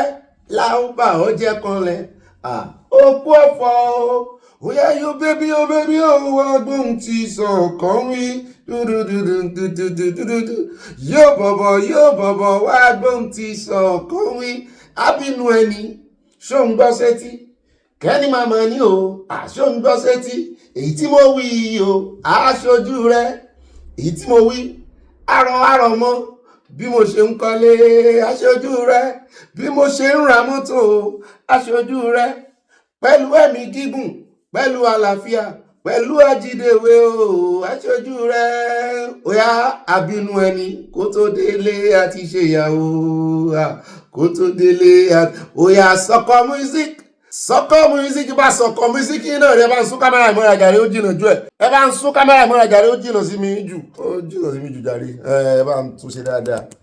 ó dá ọmọ kí káàbọ̀ ibà sọ̀kọ yín náà rí o sọ̀kọ yọ̀kọ̀tọ̀ àwọn orúkọ tó jẹyọ lẹ́nu ọjọ́ mẹ́ta ibà yàáyó ànánù ibà sọ̀kọ̀ tún ní lónìí o sọ̀kọ yọ̀kọ̀tọ̀ ó jiná ọbẹ̀ tó dùn owó ló pa ibà sọ̀kọ yọ̀kọ̀tọ̀ yín náà rí mo tún ti dé. ó dá ọlọ́run mọ̀ múnú wa dùn ìbànújẹ́ kéré ó tóbi kò ní dàpọ̀ màá yọ̀ wá ó dá mo tún dé sí yín lọ́rùn owó lójú ọjọ́ happy sunday o ibà sọ̀kọ yín náà rí o bàbá wa Kújọ́ rẹ̀ ló kọrin yẹn kọ́lọ́ ń jọ kó bá fọ̀rọ̀ kẹ́ wọn iwájú tán dojúkọ kó má bàjẹ́ yìí tán fi sílẹ̀ kó má bàjẹ́ o ẹni torí pé àwọn legend wà ní àmọ́ rántí orin wọn èyí ṣe pé mò ń kọrin búyàn o orin bàbá wa legend ni mo rántí o. ó ní mo fọ́ kí n káàbọ̀ sínú agbolé aláyọ̀ tòní nítorí pé oyè tẹ́ fi mí jẹ náà ni mò ń jẹ́ o ibà amúlùdùn yín náà rí o yọ́mọ dùn ní yọ́mọ láàrin kò ní kan kò ní bàjẹ́ kò ní korò fún wa nínú ìdílé aláyọ̀ èmi náà ń pè ní ibà ọ̀pá kọ́kọ́ àwọn pèkè ọkọ̀ àwọn sweet 16 mọ́ mi wọ́n ń bínú wọ́n ní orin tí mo kọ wọlé lánàá wọ́n ní mo tún invite obìnrin nìyẹn o it's just an invitation to more women pé wọ́n fobìnrin ṣe mí ni mo ní àárín obìnrin ni mo wà obìnrin ló bí mi àbí mo wà ní kájọ mọ kọmọ lùwọ bẹ́ẹ̀ náà lèmi ni mò ń jẹ́ ìbọn ọ̀pá kọ́kọ́ àwọn pẹ̀kọ́ àwọn sweet 16 orúkọ ló ń rò mí orúkọ àmọ́ ọ̀rọ̀ ọmọ àpèjẹ́ àmọ́ ròyìn èmi náà ni mò ń jẹ́ ìbọn ọ̀pá parada bí táyà ti ń parada ti ń dọ́gà rẹ̀ ọ̀gá rẹ̀ parada ò dá ìyanu abala comment section abala ẹ̀yìn olólùfẹ́ wa torí ẹ̀ ti ń bá rí mọ́ mi Abọ́láńlé Ògúndọ́là wọn aláwọn ìṣèyàwó bọ́bí ní táwọn ìyàwó àyá làwọn ọmọ ní kankan náà lẹ́fẹ́ àyà ń bọ́bí làyà èmi náà ni mò ń jẹ́ ìbá lọ tààràtààrà ẹ̀ẹ́dẹ́ divorce mi wọ́n ní èyí náà ni mo jẹ́ ẹ̀bá tààràtààrà ẹ̀bá sàn láàrin ajẹ́nimú ní pẹ̀kọ̀rọ̀pẹ̀kọ̀rọ̀ wọ́n bá ti kófìrẹ̀ tí ó rìn sàn pẹ̀lú rẹ̀ rí gbalé sí mọ́nà tán béèrè lọ́wọ́ àwọn ará Ìbàdàn mọ̀ wọn ò mọ́lá ipò wọ́n júwe ibi àdúgbò mọ́nà tán wà fún ọ mọ́ rè mọ́ níyà o nítorí àní mọ́ ìyà mi ò sọ pé àwọn tó ń gbé mọ́ níyà lórí Google Map Ìbàdàn mi ò nà mọ̀ ìyá o a fi ń ṣe àkàwé ọ̀rọ̀ ni o sáyẹ̀nsán òjúbà náà lọ ó dá èmi ní ibà múlùdùn yín ibà kàṣíwájú ibà ìbóyìn náà ní ibà ìbọ̀bọ̀ kí bọ̀bọ̀ ibà Bobbilicious Bobby èmi náà ni mò ń jẹ́ ibà confam ẹ̀kọ́ tó sẹ́ndì ẹ̀ mọ́ bá sẹ́ndì ìròyìn fógàn náà ẹnu wá dùn lóòótọ́ o Ọlọ́run ló sì foyín sí ló fadùn sí wọ́n ní ẹnu dùn júyọ̀ ṣùgbọ́n jọ ọbẹ̀nu wá ṣe wá dùn tó orí òtítọ́ là ń pọ́nnu mọ́ pọ́ngilá òótọ́ ni ìyàwó mi sí piano wọ́n ti ní wọ́n á pọ́ngilá ó dá Ọlọ́run ṣàṣàánú wa lórí ìkànnì ẹnu wa dùn ṣùgbọ́n n tó mú ẹnu onírọ́dùn tó fi ń parọ́ tó náà fi ń pọ́n irọ́ rẹ̀ nígbà tí wọ́n fẹ́ pọ́n ọ̀lẹ̀ tó fẹ́ pọ́n ọ̀lẹ̀ léwé àwa olóòótọ́ náà ó pọ́n á pọ́n òótọ́ wa ṣùgbọ́n àníyàbá àní fi rọ́kùn bá a bá ṣe mistake àgbàpá ṣe mistake à ń bọ́ èèyàn ní àìsàn ọlọ́run ẹ má fojú èèyàn ní àwọn àlè ṣe mistake o ẹ kàn mọ́ pàkíyèsí wa sí i pẹ̀lẹ́ sí lakọ òlàbòyọ́ ìyá kò ní yẹ ẹ̀lẹ́ mo jẹ́rìí yín èmi náà sì rí n ò fọ̀rọ̀ yín n ò fi ṣe n ò fi ṣàwàdà n ò ní gbà kéèyàn kankan rìn ìfín lórí ìkànnì ẹ wá mọ bá a pín kókálé kókákó alákọ̀ọ́kọ́ náà àkórí ìròyìn wa ṣé mo ti kíra mi délẹ̀ ẹ bá ń fòtílẹ̀ ẹ bá ń fọbalẹ̀ ẹ bá ń yan lórí kóyàn kó yanjú ẹ bá ń fàmílẹ̀ mọ́ mi Abọ́láńlé Ògúndọ́là ibà kéde fún Yorùbá nation fún Oòduà nation káfàtà yín náà rí o alákọ̀ọ́kọ́ náà àkórí ìròyìn wa tó ní ọ̀rọ̀ tó já rìnrìn lánàá lórí second in command àwọn ISIS tàn pa ọ̀rọ̀ ti pín yẹlẹyẹlẹ o ní ọmọ Nàìjíríà bá tún jáde wọ́n ní ẹ ti yàgbẹ́ ẹ ti gbàgbé ẹ ń yàgbẹ́ ti gbàgbé àwọn táwọn kó ọwọ́ àwọn sì rún ìyẹn 20 ọdún àmọ́ jóni lọ́wọ́ fẹlifẹli wọ́n lélẹ̀ yóò tiẹ̀ wà àti ìpògùn ọdún wọ́n ní 2024 iléeṣẹ́ ológun Nàìjíríà jáde tán fi yé gbogbo ọmọ Nàìjíríà wípé ẹni tí USA àti Nàìjíríà náà fọwọ́sowọ́pọ̀ pa lánàá pé wọ́n náà ti pa ti pẹ́ ó wà ní ìwé ìtàn ó wà ní ìwé history àwọn kọ́lẹ̀ ní dáyárì àwọn ò gbàgbé iléeṣẹ́ ológun tẹ́yìn bá gbàgbé àwọn ò gbàgbé at the same name náà ni orú ẹni náà ni ẹlẹ́ẹ̀tì pa tó jíǹde padà ní tẹ́ẹ̀jẹ̀ káwọn mọ̀ àbẹ̀lẹ́mì méje ní ẹ̀mí tí ẹ ju ẹ̀mí èèyàn kan lọ abó náà ń ṣe ọ̀pàpà parada mo ní ṣe rí ọ̀rọ̀ ìwádà àìsí ṣùgbọ́n ibi tí mo ti ń rò tèmi àtàyà tá a ti ń yẹ̀ wò lójú náà ni ọ̀gá iléeṣẹ́ ológun kan ti kànlẹ̀kùn wípé ẹ wá ẹ má wulẹ̀ dára yín láàmú ẹ fà àwọn apologist Boko Haram lẹ̀ pé ẹ wá gbóòótọ́ ọ̀rọ̀ báwọn Boko Haram ṣe máa ṣe rèé kò síṣẹ́ tí ò sí lọ́wọ́ wọn mo ní kí lẹ fẹ́ sọ fún wa ní ìsìn ṣe é sì sọ pẹ̀lú convince àwọn ọmọ Nàìjíríà wọn láwọn gbìyànjú ẹni tó bá fẹ́ kó gbọ́ ẹni tí ò bá fẹ́ kó má gbọ́ nítorí ariwo pọ̀ ìta ti ń sọ lọ́wọ́ ọ̀rọ̀ ìfẹ́ lójú gan o ní ó fẹ́ gba half quarter àròyìn wa lónìí o kí ni jẹ́ half quarter àyà mo ti sọ pọ́n half àti quarter ó ní ó gba àyè púpọ̀ nínú ìròyìn tò nítorí afẹ́fẹ́ lójú bẹ́ẹ̀ náà ni àwọn olóyìnbó lọ wọ́n bọ̀ wọ́n ní out of 2 or 3 mouths we establish the truth afẹ́ establish the truth and gbóyìnbó kan náà bọ̀ àwa tún gbé àwọn tán ti ṣe iṣẹ́ ọ̀tẹlẹ̀múyẹ́rí à ń gbé wọn bọ̀ àáfẹ́ lójú dáadáa wa náà ó sọ ìwọ̀nba tá a bá lè sọ nítorí ọ̀rọ̀ security ni bàbá ti wá pò ń bẹ̀ tán àwa yà ní ọ̀dọ̀ Punch newspaper èmi kọ́ ni mo ní ìròyìn àwọn náà ní ṣùgbọ́n ìròyìn dùn mọ́ mi a ti ń sọ̀rọ̀ ẹ̀ láti bí ọ̀sẹ̀ kan sẹ́yìn tó ti pọ̀sẹ̀ kan tá a ti gbọ́ wípé ààrẹ olódòdó wọ́n establish Homeland Security Department wọ́n sì wọ́n yan èèyàn kan síbẹ̀ Major General Famadewa pé wọ́n fi wọ́n bẹ̀ àwọn èèyàn tí wá ń sọ wípé wọ́n fẹ́ fi lé ìwádùn ni àwọn kan sọ wípé kò ní ìdájọ́ bàbá kan wá lánàá tán sọ wípé kò ní mí ní gbogbo tó ń ṣe ṣùgbọ́n gẹ́gẹ́ bí iléeṣẹ́ Punch ṣe report wọ́n láwọn ti wá fínfín di kókò wọ́n láwọn ti mọ ìdí tààrẹ Tinubu ṣe gbé kalẹ̀ wọ́n nítorí ìjà wà láàrin ìkùnsínú kì í ṣe ìjà wọ́n ní ìkùnsínú ó wà láàrin àwọn military àwọn intelligence iléeṣẹ́ ológun sẹ́mọ̀ pé yàtọ̀ síra wọn sẹ́mọ̀ pé NSA ìyẹn National Security Adviser sẹ́mọ̀ pé gbogbo n tó ní ṣe pẹ̀lú ọ̀tẹlẹ̀múyẹ́ Nàìjíríà àti pé Nàìjíríà fẹ́ ní àjọṣepọ̀ pẹ̀lú orílẹ̀-èdè míì ẹ rí i pé Nuhu Ribadu ló lọ sí USA lẹ́nujọ́ mẹ́ta ó bá vice president wọn Vance ó bá pàdé wọ́n jọ ya picture ó tún bá Rubio sọ̀rọ̀ secretary general wọn so wọ́n ní àwọn tí iléeṣẹ́ ológun náà wà ń bínú wípé àwọn nǹkan kan wà tó jẹ́ wípé ó yàtọ̀ sí tàwọn ọ̀tẹlẹ̀múyẹ́ ọlọ́pàá tó jẹ́ wípé wọ́n ti ń da lórúpọ̀ wọn sàpàtà àti wípé àwọn intelligence kan wà tó jẹ́ wípé àwọn ń wò pé bó ló ṣe lu kí ló ṣẹlẹ̀ tí ó rìn bó báwọn ṣe expect kó rìn nídìí èyí àwọn náà fẹ́ ní tàwọn mo ní ṣe tẹ́ wọ́n sọ fún wa ní ìsìn ni wípé Homeland tàn dálẹ̀ ológun ló máa wọ́n ní ṣé mi ò rí wípé Major General former Major General retired Major General because once a soldier is always a soldier pé wọ́n kàn retire díẹ̀ ni pé àgbo wọn fẹ̀yìn rìn lọ agbára lórí ìmúwá agbára yẹn báyìí náà fẹ́ so pé àwọn ológun náà fẹ́ dúró tán wọ́n fẹ́ máa da tí wọ́n pọ̀ mọ́ táwọn kìíní olódà o ó ti yí ààbọ̀ o ẹ gbọ́ kúlẹ̀kúlẹ̀ ṣùgbọ́n ẹ fi sọ́kàn pé èmi kọ́ mo ní ìròyìn yìí o àyà kọ́ ló ní ọ̀rẹ́ rẹ̀ kọ́ ló fún o Punch newspaper àwọn náà ṣe iṣẹ́ ìwádìí náà jẹ́ alábọ̀ bàbá ti wá kó ń bẹ́ tán àwà yá bàbá kínní náà mọ̀ sọ̀rọ̀ lórí ọ̀rọ̀ kínní tó ń kìlọ̀ fún Ààrẹ Olódòdẹ bàbá Fẹ́mi Fálànà àwọn náà ganu sí máìkì wọ́n ń kìlọ̀ fún Ààrẹ Olódòdẹ wípé kó mọ̀ gba Trump gbọ́ mú gbogbo yín ṣe wá ń bínú Trump báyìí tẹ́ ń bínú Ààrẹ Olódòdẹ tó bá ti kàn rọ Amẹ́ríkà ẹ sì mọ̀ pé bàbá Fẹ́mi Fálànà náà wà lára àwọn tó ń push narration wípé Christian genocide ìgbà náà pé kò rí gbogbo ìgbà náà tiẹ̀ fi ń sọ̀rọ̀ àbùkù sí Trump lẹ́nu ọjọ́ mẹ́ta yìí pàápàá jùlọ ìgbà tó rè é mú president Venezuela bàbá Fẹ́mi Fálànà wọn fẹnu bò wọ́n sọ ségesège ọ̀rọ̀ sí wọn náà ló tún wá dífọ ọ̀rọ̀ tó ń sọ ẹ gbọ́ wọ́n ní kí Trump wọ́n ní kán káàrẹ Olódòdẹ kán yẹ̀wò dáadáa gbogbo claim tí Trump ń claim yìí mo ní ṣé wọ́n wà waste ẹ bá rí image ẹ bá rí fídíò àwọn èèyàn ní cluster bomb náà ló mú lémi ò mọ tí ń jẹ́ bẹ́ẹ̀ àmú gbogbo ẹ̀ bọ̀ ibẹ̀ náà ti sọ àmú ti gómìnà mọ́ gómìnà ti fẹ́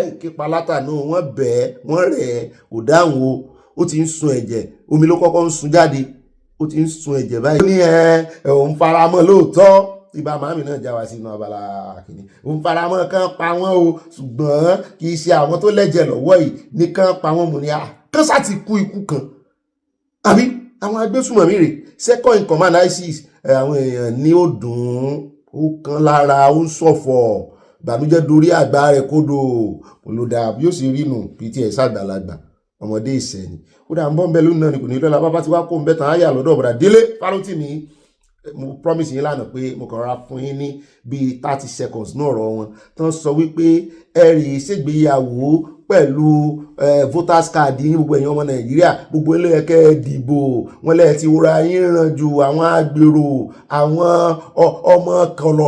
ọmọ kọlọ̀rọ̀ sí àwọn wọ́n fẹ́ pé wọ́n criminal gan wọ́n náà lẹ̀ ń wò ń ràn kán máa gba ipò òṣèlú ẹjọ́ wẹ́wẹ́ lẹ́yìn wá ń rò ẹ ti wá dàbí opposition aráàlú ti wá dàbí opposition sí àwọn kọlọ̀rọ̀ sí náà kọlọ̀rọ̀ sí ló ń ṣe politics ní Nàìjíríà pé ẹ̀yin lẹ́sìn wúra yín ràn pé gbogbo yín rèé gbọ́n voters card yín pẹ́pẹ́pẹ́ kẹ́ ẹ dọ́ọ̀sì ẹ̀ kẹ́ ẹ padà kẹ́ ẹ rè join ẹgbẹ́ òṣèlú pé ẹ fi ti Aisha Yusuf sàríkọ́gbọ́n ẹ fi ti Peter tí wọ́n sọ wípé òsì làwọn olórí yín ṣe orí burúkú náà ń ṣe pé ẹ fi ti wọn sàríkọ́gbọ́n pé ẹ̀yin náà kò ń di ẹjọ́ mo ní àyà ṣé wọn náà ní voters card yára ìjọyìn ẹgbẹ́ òṣèlú wò láwọn àjọyìn ní ìsìn ẹgbẹ́ òṣèlú òmìnira àwa tí mo bí tá a lọ ṣe rí pé confusion ni bí ọ̀rọ̀ bọ̀dá ìṣe máa ń dùn tó wọ́n sọ̀rọ̀ gan-an o wọ́n èèyàn ń pè káàkiri ọ̀rọ̀ wọn dùn létí ó dùn gbọ́ ṣùgbọ́n practically àwọn àti bí ìgbà tó jẹ́ pé ẹ mọ̀ pé tán ní wọ́n ní tí tọmọdé bá máa gégi lóko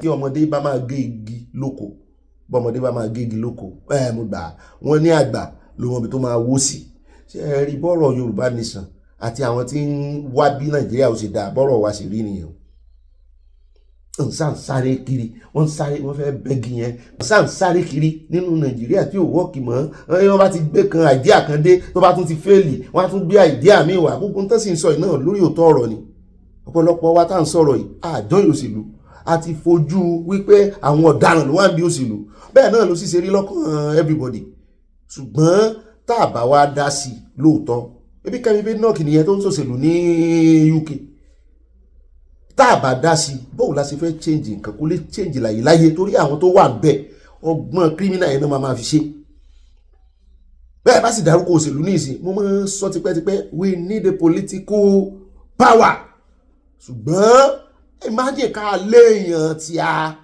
kó jẹ́ èèyàn wa ló wà lórí oyè ní ìsìn tó sì jẹ́ pé òmìnira ló náà gbé dání sáàmọ̀ làágùn gbogbo àgùntà láì sáàsẹ̀ mọ́ sí lálàyé àṣẹ̀ mọ́ pariwo àṣẹ̀ mọ́ sáàmọ̀ gẹ̀rẹ́sì ẹ̀ kó wà ní nídìí gbogbo yẹn wọn ṣùgbọ́n gbogbo àìdíà lọ́dọ̀ tèmi ẹjẹ́ adínú àkójọpọ̀ ròyìn náà bá a bá gbọ́ ẹ sọ bóyá ó lè ṣiṣẹ́ àbí ó lè ṣiṣẹ́ ibi tí Nàìjíríà dé tí àwọn olóṣèlú méjì tán bára wọn jà tán lé development sẹ́yìn abẹ́rẹ́ gbogbo tó ṣẹlẹ̀ láàrin OGD àti gómìnà lẹ́yìn nílẹ̀ èèyàn kan ní sọ pé káàdì àwọn ọmọ Nàìjíríà tán láwọn gbowó lọ́wọ́ wọn bá pín owó kan àwọn wọn mọ tán sọ gbà mí ọ̀rọ̀ wọn correct ṣùgbọ́n everybody ni ó jẹ breakfast ẹ jẹ́ àtẹ̀wájú àròjọ mùsùlùkùn ẹ jẹ́ àwáyà nínú ìròyìn tí ọmọ tẹ̀lé à ń lọ sí ọ̀dọ̀ arákùnrin kan tí ó ń kìlọ̀ fún òsì ọmọlẹ̀ wípé ariwo rẹ̀ ti ń pọ̀ jù wọ́n ní leader ní diaspora ní South Africa leader àwọn bóyá ti Yorùbá ni àbí president ọmọ Yorùbá sáà ni wọn ló wá ń sọ̀rọ̀ sí òsì ọmọlẹ̀ wípé kó sí ọmọlẹ̀ kó fẹ́ràn gbẹlẹ̀ kí bó sì jáde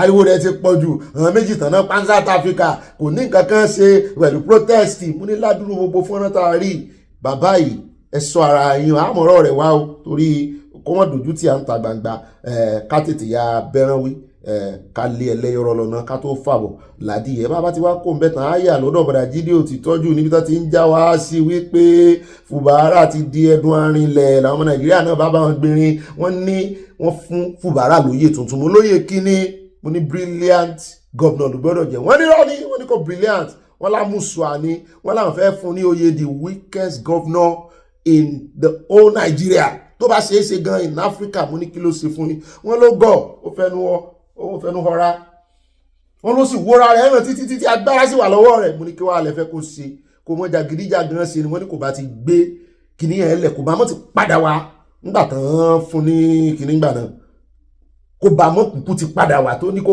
sóhun ṣé wọ́n ń béèrè lọ́wọ́ àwọn tiẹ̀ pé iṣẹ́ ẹ̀mọ̀ bóyá òun gan ní interest tẹ́ ń gbàdúrà pé kò ń padà tẹ́ ń gbàdúrà pé kò ń padà pé iṣẹ́ ẹ̀mọ̀ bóyá òun sì ní interest wọ́n lélẹ̀ tó wá sí yìí ó sọ pé kò ní interest kò gbé Wike ti Wike ni ẹ̀ mo ní orúkọ lóró Wike ni ẹ̀ wọ́n ní Wike ti sọ dẹ̀dùn arinlẹ̀ pátápátá kò níbi kankan rí kó mọ̀ retí ìpàrọ̀ olódò dẹ́ ń bọ̀ wá sí ìfún òun mọ́ o àwọn èèyàn ní ẹ̀yin náà fira yín sípò àrí olódò dẹ́ tán bá ní ta lẹ máa tẹ̀lé náà méjèèjì Wike tàbí Fubara ṣé Fubara tó Wike tí Wike ti Wike rẹ̀ yìí sóun lẹ́ tẹ̀lé àwọn bọ́ọ̀ lọ́dọ̀ bọ̀dà Jídé òtítọ́ jù wọ́n já wa sí àwọn òtítọ́ ọ̀rọ̀ kan mo ní ó dáa orúkọ yín ló ń ròyìn òtítọ́ jù òtítọ́ ọ̀rọ̀ àbẹ́ẹ̀ rí òtítọ́ tí Dr. Charles ọmọ lè já wa sí lánàá ibà màmí á lo ìyókù ọ̀rọ̀ wọn ọ̀rọ̀ tán tó wá sọ lónìí ojú tàná lọ á lo pàtó rẹ̀ bàbá dénú abala ẹ̀ńbára yàyà ni ó gbé wa débẹ̀ bẹ́ẹ̀ náà láàyà lọ́dọ̀ Galadima níbi tó ti ganu sí máìkì wípé wọ́n ń ṣiṣẹ́ fọlọ́dọ̀ dẹni mo ní yóò kan ọ nísan yóò kan ọ lára ẹ̀yin alájẹ̀ndà àsọnù gbogbo yín wọ́n ti wáṣẹ́ fún yín area of specialization Gumi sọ tiẹ̀ ìwọ náà tún fẹ́ wọlé sí àwọn èèyàn lára through politics bẹ́ẹ̀ ṣe ṣe ń gbà náà tẹ́ gbé Buhari wọlé rí Ọlọ́run ní fún iṣẹ́ alálẹ̀ yóò dèdè yín rú lọ́tẹ̀ yìí láti Ọlọ́run Ìdùmarè à ń bọ̀ ń bẹ́ẹ̀ gbogbo ẹ̀ àkópọ̀ tábádénú àkójọpọ̀ ròyìn bẹ́ẹ̀ náà láàyà lọ́dọ̀ ìrọ̀ inú kíní láti lélẹ̀ inú Abala Sanawole kí mọ̀wulẹ̀ mẹ́nuba bẹ́ẹ̀ náà láwà yà lọ́dọ̀ àwọn ọlọ́pàá níbi tá a ti gbọ́ tán sọ wípé wọ́n ń bára wọn kẹ́dùn wọ́n ní èèyàn 17 nínú wọn náà àwọn ọ́fíìsà wọn ló kú mo ní kí ló ṣẹlẹ̀ sọ́túnjọ́ àdó olóró ni wọ́n ní ẹ̀rí ọ̀rọ̀ tá a sọ kù lọ́jọ́ sí tí mo ní ó dìgbà tẹ́mi bá rẹ̀ rí tán ní àwọn Boko Haram ISWAP tán ní wọ́n rí dáná ya wọn ní Yobe tí mo sọ wípé ẹ̀rí tán fi síta yìí kò tẹ́mi lọ́rùn tán kàn jubiléètì wájú mọ́tò àwọn ọlọ́pàá ti ní wọ́n pa 17 nù àwọn wọn láwọn táwọn rán lọ training military training ni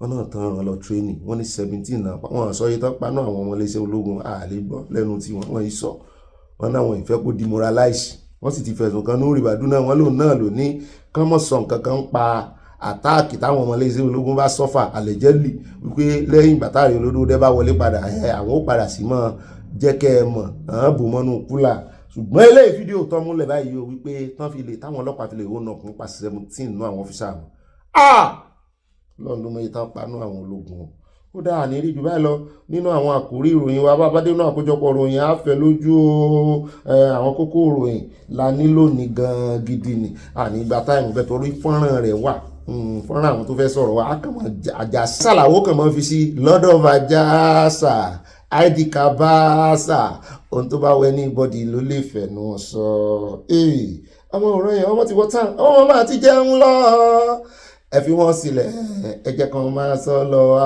àjàsà ló sọ ọmọ Yorùbá ló kọ́kọ́ modernize rap song ó dá ọ ẹja ya fọ́tò wa o ẹ sọ wípé àjàsà ẹ sọ pé yàáyó ibà sọkọ yọkọtọ ẹwẹ blue lẹ́yìn náà wọ ẹ̀mọ́ mi kan ló pè wọ́n ní ó láìkì blue ṣá wọ́n ní mi ò mọ̀ ní mọ̀kàn mọ́ sáà wọ́n mọ̀ bóyá kọ́lọ̀ mi ni wọ́n mọ̀ bóyá ó dáa adúpẹ́ lọ́wọ́ Ọlọ́run o God is blue gbogbo kọ́lọ̀ Ọlọ́run gbọ́ ọ̀nà ni wọ́n fara hàn yàn ẹ sọ wípé no space for sharia in Yorùbá land no space for blasphemy law in Yorùbá land no space for jàgídíjàgan in Yorùbá land àlàáfíà ní tiwa ẹ ṣe cheese Mushin olóòṣà alápẹ̀rẹ̀ mo fẹ́ rí yín ta ẹsẹ̀ kẹtù ẹsẹ̀ Òṣòdì àfi pàkà ẹ̀yin ará Àbújá yẹn náà ẹ̀sìn Àbújá ẹ̀yin ará London ẹ̀sìn London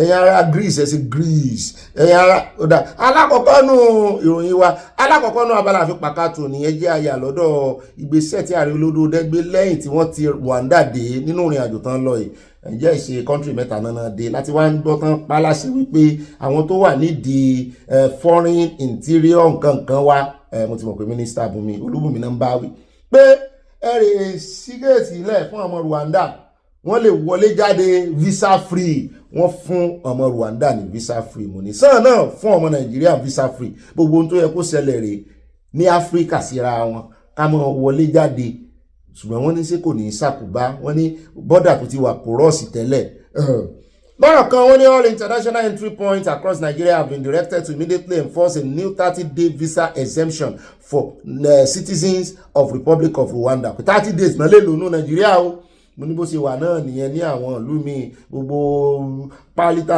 lékiri mo fẹ́ dọ́mọ nílùú bò mí mo fẹ́ ṣe 90 days péré ló lè lò ń lu onílù ó sì tún padà ṣùgbọ́n yóò rọrùn fún ọ láti wọlé jáde ó fẹ́ rè sọlùdé ni ó lè plan ẹ̀ dáadáa kò ní nídìí pò ń lé visa kiri mọ́ òdìfà pò ní pásítọ̀tì Europe lọ́wọ́ kó wá fẹ́ lọ Amẹ́ríkà kó wá rò pé ó fẹ́ lọ jókòó bẹ́ẹ̀ ó fẹ́ lọ tátán bẹ́ẹ̀ irọ́ ó lọ́nà tó lè fi di ara wọn tó lè fi ní residence bẹ́ẹ̀ o ṣùgbọ́n tó bá jẹ́ pé torí páálí tó ní lọ́wọ́ o lè wọlé o lè jáde bó ṣe wọ̀ ọ́ ó kàn apply láàrin 10-20 minutes lórí agbágbé wọ́n ti fún ọ ní kíní e-gate rẹ ṣùgbọ́n o ò lè ṣiṣẹ́ ń bẹ̀ o 90 days ni o ọ̀pọ̀lọpọ̀ countries yẹn 90 days ni so bó ṣe rí nìyẹn even láàrin Schengen táwa wáyé wọ́n bá máa kó ní bẹ́ẹ̀sì tèmi tí máa lọ sí bóyá mo fẹ́ lọ dúró Germany àbí mo fẹ́ lọ Switzerland 90 days ni wọ́n jẹ́ wọlé bó ṣe wù mí ní ṣíṣe wọ́n máa wọlé bó ṣe wù mí ṣùgbọ́n 90 days so 30 days ní Nàìjíríà náà fún Rwanda ẹ má jẹ́ àpẹ́ ń bẹ̀ wọn wà mọ economic importance tó attach mọ́ ẹ jẹ́ àwáyà lọ́dọ̀ àwọn ọlọ́pàá níbi tó ti ń sọ fún wa wípé àwọn mú àwọn ajínigbé ọwọ́ àwọn bá àwọn síndíkéètì àwọn olè robbery bẹ́ẹ̀ náà ni àwọn tí human trafficking ní ìsìn ó ti di kéèsì ńlá ẹ̀ ń tán bá ká mọ́ bẹ́ẹ̀ bóun mọ́ lọ Libya ẹ wọ́n mọ́ tán yọ wúńbù ẹ̀ lọ́jọ́ sí ẹ bá tẹ̀sí ẹjẹ́ agbọ́lẹ́nu àwọn ọlọ́pàá wọ́n ní ká mọ́ yin àwọn náà bá ń ṣe iṣẹ́ akọ òní ó dáa fẹ́ yìn náà ni ẹjẹ́ àbúntẹ̀sí. 13 suspects were arrested while 30 victims, all identified as Malian nationals, were rescued from locations in Mararaba and Karo areas of Nasarawa state. Investigations revealed that the syndicate led by Abdul Gaki specifically targeted vulnerable young persons from West African countries, particularly Mali and Gabon, by falsely promising them opportunities to travel to Europe, especially Spain, or other options to secure high-paying employment within Nigeria. Acting on credible and actionable intelligence, operatives of the IRT on the 7th of May 2026 conducted a well-coordinated operation to search 2 of these residential locations. The operation yielded positive results, leading to the rescue of 30 victims, all identified to be Malian nationals. Investigation is still ongoing, and we hope to make further breakthrough because we have been informed that there are some pockets of houses and compounds that are housing some of these African nationals, mostly Malians, Senegalese, and Ghanaians. The suspects currently in custody are Musa Adamu and Yusuf Rabo, who is a biological son of the victim, Alhaji Rabo Delani, as well as Ali Haruna, the victim's grandsons, now at large. The victim was abducted and taken to a forested location nearby. Thereafter, Yusuf Rabo assumed the role of principal negotiator, efforts ongoing to apprehend Ali Haruna, who is currently at large. The house owner, the security men, along with even his visitor. His visitor came in or was even served meal. But fortunately to him, the quantity of what was being administered to the visitor was limited. So he couldn't sleep instantly. He has to leave, feeling drowsy. From these cases, we have lessons to learn and also to advise members of the public to ensure that we're always security conscious. ó rẹ̀ káàbọ̀ padà náà lẹ́tí rí yẹn sán ó tọ́ka yìí wọ́n bàbá rí tán ṣiṣẹ́ dáadáa ẹ̀jẹ̀ àyìnwọ̀n torí bó wá kú díẹ̀ káàtó àwa náà làmọ́ sọ agbẹ́kùndùsì fún yín o ẹ tẹra mọ́ owó torí àwọn tán jí lọ ní Ọ̀yọ́ wọ́n ní 45 wọ́n ti lọ ka àwọn tí wọ́n escape wọ́n láwọn ọmọ kan wọ́n sáwọ́ gbólóòtọ́ wọ́n escape bí igbákejì principal náà fẹ́ sáwọ́ gbóni tán fi yìn bọ̀ tó fi kú orí ọmọ student tán pa yẹn orí náà ti yìnbọn fún àwọn agbésùnmọ̀mí sí rè lọ́yọ̀ọ́ kí làwọn south west governor ń ṣe kí náà ń ṣe wọ́n ti sùn mo gbọ́ pa IGP náà lọ́bẹ̀ o ṣùgbọ́n kọ́lọ́n jọ̀ọ́ kọ́wọ́ tètè bá àwọn ará bí o mo ń gbọ́ táwọn kan ní wọ́n ti fẹ́ mú wọn mo ní ẹ mú wọn náà ká tó gbé ọlọ́run ó jẹ́ kọ́wọ́ bá wọn ṣe àsìnrìn wọ́n ṣàṣìṣe ilẹ̀ ó mú wọn láṣẹ ọlọ́run Èdùmàrè ṣé ẹ wá rí i pé iná ń bẹ lórí òrùlé báyìí iná ń jó lórí kókó ẹ jẹ́ mọ́ sun àsùnpìyè ẹ mọ́ ṣàṣùpara kò ní ìdí ẹ̀yin bàbá tẹ́ ẹ ní nǹkan àgbà lọ́wọ́ táìmù tó yẹ kẹ́ ẹ fi ẹ̀pù rẹ o odidi ilẹ̀ Yorùbá àbùkù ni o àrífín ni o èmi kí ló kàn mí pẹ̀lú ti Bọ̀dágàní kí ló ẹni tí ò dìde ṣe Bọ̀dágàní gan ní ìsìn àwọn gan lérí léka wípé àwọn ò sọ fún wọn àwọn ò kìlọ̀ fún wọn lóòótọ́ sì ni wọ́n pariwo lóòótọ́ ṣùgbọ́n ìwọ̀nba tó yẹ káwọn náà ṣe pàápàá jùlọ jurisdiction yín tẹ́ ẹ bá ń pariwo lé àwọn gómìnà ilẹ̀ Yorùbá lórí tán tí ì dá yín lóhùn tẹ́ ẹ lẹ́fẹ́ sì kí ọ̀gbọ́n ilẹ̀ Yorùbá ẹlẹ́ẹ̀lọ́mọ ogun bíi 5 million ṣùgbọ́n ìwọ̀nba tó wà ní jurisdiction Ọ̀yọ́ ibẹ̀ náà náà tún ti sígun fún yín láìpẹ́ yìí ibẹ̀ náà náà ti fi yín jóyè àwòdì ó yẹ kẹ́ ẹ tiẹ̀ lè mójútó gbogbo Ọ̀yọ́ pátápátá táwọn ọmọ Nàìjíríà ń sọ Bọ̀dágàní nínú ó jẹ́ tíátà ìwájú àti gbé kùndùsì fún iléeṣẹ́ ológun ibẹ̀ náà láwà ayé àlọ́dọ̀ àjọ naptip níbi tó ti ń sọ pé ká bá wọn kìlọ̀ fún ọmọ Nàìjíríà tàbí àwọn agbódegbà wọn bóyá ní Libya ní Côte d'Ivoire ní gbogbo ibi tó ń kó àwọn ọmọ lọ tó fi mọ́ Ghana tí wọ́n ń rè fi wọ́n ṣiṣẹ́ aṣẹ́wó tipátìkú kò ní wọ́n parọ́ fún wọn wípé owó wà ń bẹ iṣẹ́ wà wọ́n wá mú ọdọ́ nǹkan àwọn wọ́n máa fi wọ́n ṣe sí aṣẹ́wó wọ́n ní wọ́n ti convict kan nu wọn Jimoh Bọ́sẹ̀ ló kọ rẹ̀ ọmọ 26 years ojú rẹ̀ bó ṣe ń wò pàkópàkó wọ́n ní 2025 náà ti bẹ̀rẹ̀ trial rẹ̀ wọ́n ní wọ́n ṣe fi sẹ́wọ̀n ní 7th of May ní oṣù 2026 wọ́n ní ẹ̀wọ̀n ọdún 7 náà fi sí yóò sì tún san 4 million naira bó wá jáde nínú ẹ̀wọ̀n méjèèjì náà fún Federal High Court lẹ́kọ̀ọ́ ni wọ́n ti jù sẹ́wọ̀n àjọ native láwọn ò fọwọ́ gbẹ̀fẹ́ mú ọ̀rọ̀ ìmọ̀ wọn bà Nàìjíríà lójú jẹ́ wọ́n sì ń dẹ́mi àwọn ọmọ Nàìjíríà àwọn ọjọ́ ọ̀la Nàìjíríà lédodo ọkàn mi ò kú lórí ọ̀rọ̀ ọmọ tí wọ́n yọ wúńbù rẹ̀ ẹ jẹ́ kó ń bẹ́ẹ̀ jẹ́ wá sáré yà lọ́dọ̀ gọ́vnà Fáyẹmí former governor Ekiti state náà ganu sí máìkì níbì kan wọ́n ní Tinubu was wrong on the implementation of fuel subsidy àwọn ò sọ pé bọ́n ṣe yọ subsidy àwọn ò sọ pé kò dáa o ṣùgbọ́n wọ́n ní the implementation rẹ̀ wọ́n ní is wrong mo ní ó dá ibà ń tẹ̀sí. Fuel subsidy removal. We needed to have made sufficient provision for the most vulnerable segment of our population before announcing it. Okay. That's the only thing I would have done differently. And that's what the governors actually proposed. Okay. For example, there's hardly anybody in the policy arena. We as governors, we advocated for it. Most private sector specialists like Prof advocated for it. The government eventually did it. But the government do it in the manner that will make that policy achieve purpose. So sometimes in politics, you can do the right thing wrongly. ó dẹ̀ já fún ilé update ẹ̀ káàbọ̀ padà lórí ilé tó wó lánàá l'Àbújá o wọ́n léèyàn 5 náà ló sì kú o bá a ṣe gbé lálẹ́ àná múlá dúpẹ́ tí òjò bá náà lọ gbogbo àwọn èèyàn 15 tí wọ́n náà farapa tán dóòlà ẹ̀mí wọ́n ti kó wọn lọ hospital ṣùgbọ́n àwọn aláṣẹ bẹ̀ l'Àbújá wọn náà fẹ́ sọ díẹ̀ nú ọ̀rọ̀ tó fà á torí mo rí pé bẹ́ẹ̀ mi ṣe ń wo ilé yẹn lójú ilé yẹn strong lójú ṣùgbọ́n bóyá kankan ló ṣẹlẹ̀ o bóyá wọn lo material tó yẹ kán lò ní ẹ bá ń tẹ̀sí ẹjẹ́ agbọ́rọ̀ lẹ́nu wọn ká fún yín update.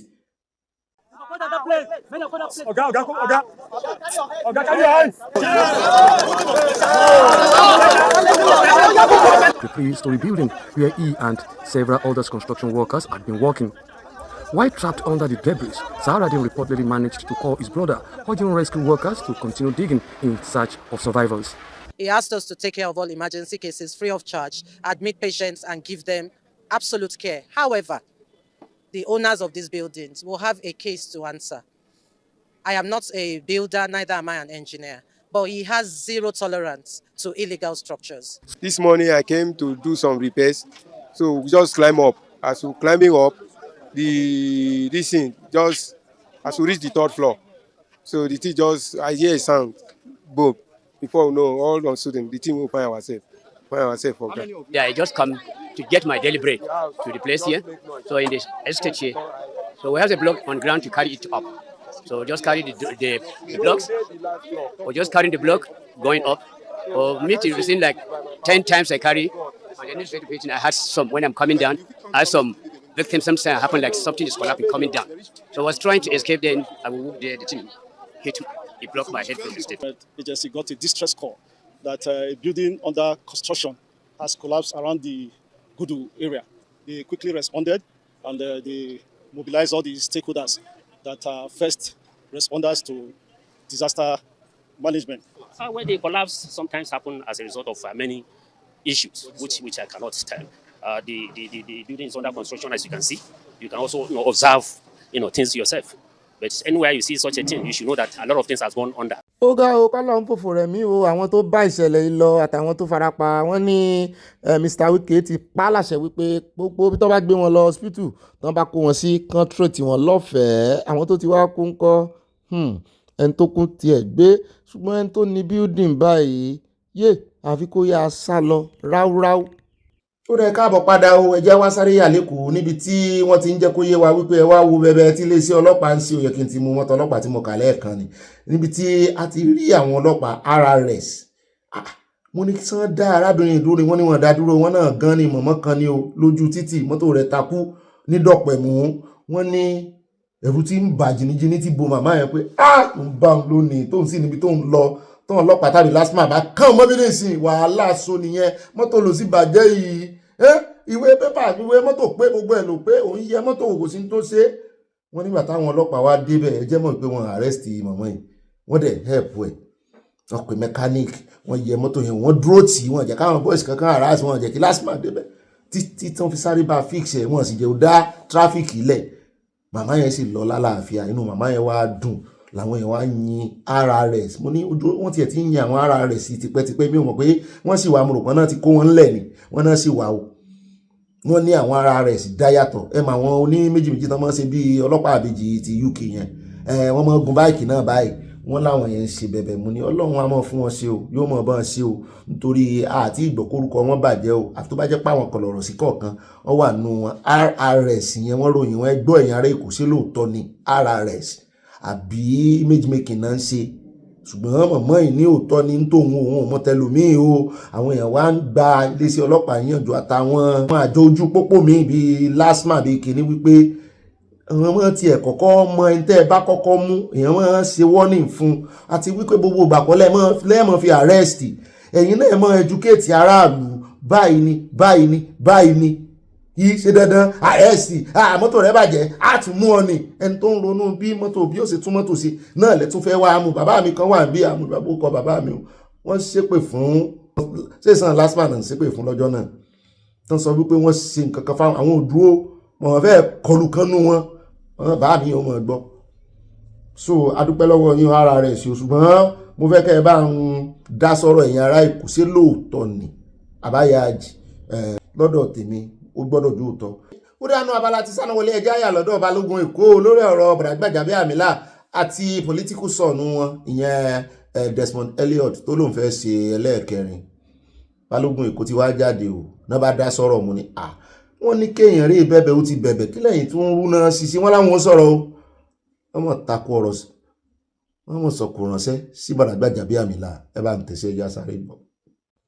Right Honourable Fẹ́mi Gbajabiamil wọ́n ní ojú ni àgbà ń yá àgbà ò kì í yánu but on this very one ẹ goof bigally torí pé kí ni ẹ mú ọmọlọ́mọ Desmond Elliot ẹ dẹ̀ jù sí abẹ́ trailer ẹ mú ọmọlọ́mọ Desmond Elliot ẹ jù sí abẹ́ trailer torí kò sí ẹni tí ó lè takú yín pé irọ́ ni ẹ ń pa wọ́n ní àgbàlagbà ò kì í parọ́ ṣùgbọ́n irọ́ ni ẹ pa ẹ̀yin ẹ dúró sí iwájú kámẹ́rà ẹ dẹ̀ ń ground stand ẹ̀dẹ̀ ń pa irọ́ torí kò sí ẹni tí ó máa já yín ṣẹ́ríṣà àgbàlagbà ò kí ń ṣe bẹ́ẹ̀ ṣe yẹn o àgbàlagbà ò kí ń ṣe bí ẹ ṣe ṣe yẹn tí crisis bá wà àbí tí inú yóò bá dùn mọ́ Desmond Elliot tí ẹ fẹ́ kí ẹlòmíì kó take position yẹn ẹ láti pe whoever àti ẹni tó wà ń bẹ̀ ní àbí gbogbo àwọn tó bá aspire as acclaimed leader tí wọ́n pè yín pé kẹ́ fún wọn ní reason tí kò láti jókòó tí kò lẹ̀ láti lọ ṣùgbọ́n ẹ ṣe bẹ́ẹ̀ ẹ mú Desmond Elliot ẹ dẹ̀ jù sí abẹ́ trailer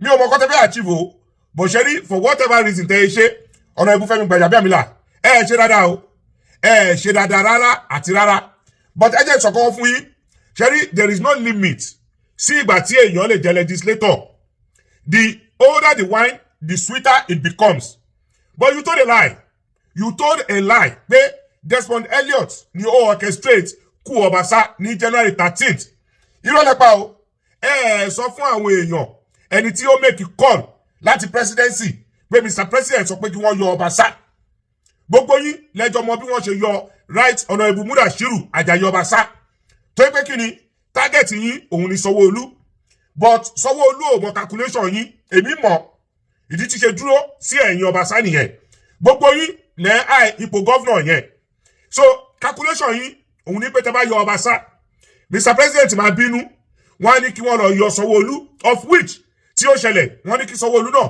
kó lọ resign ọwọ́ gbogbo yín wá bọ́ so tí Sanwó-Olú bá resign Kádírì Ọbáfẹ́mi Hamzat á take over so á lè fún gbogbo yín ní chance láti lè contest ṣùgbọ́n kì í ṣe Ọlọ́run President Bola Ahmed Tinubu dẹ̀rẹ̀ wọ́n wise jù yín lọ ẹ wá ń kó gbogbo àwọn ọmọ yẹn ẹ ń kó wọn lọ sí Àbújá ẹ ń fún wọn ní $5,000 àwọn tí wọ́n tẹ̀lé wọn ẹ fi private jet ẹ fi rán wọn in fact àwọn kan sùn sí Àbújá Mr. President Bola Ahmed Tinubu in his own wisdom ó ní kí wọ́n padà sílé kó lọ ṣe nǹkan tí wọ́n bá ní kí òun ṣe ṣùgbọ́n Ọlọ́run ọba kò jọ yín ilẹ̀kùn mú yín lọ́wọ́ òun ni Ọbáfẹ́mi Kádírì Hamzat ló ṣe emerge as a candidate fún wa ní inú Lagos State torí gbogbo yín lẹ́ rọjú mọ́ ipò gọ́vnà yẹn calculation yìí dẹ̀rẹ̀ kò bá ti Mr. President lọ so tẹ́ bá rojọ́ fún àwọn èèyàn right Honourable Fẹ́mi Gbajabiamil ẹ máa ru ẹjọ́ tán pé ta ni ẹni tí ó make call láti presidency bí wọ́n ní kí wọ́n yọ Ọbaṣá tó dẹ̀ jẹ́ pé rọ́ ni ṣé Desmond Elliot wà ní ara 27 forged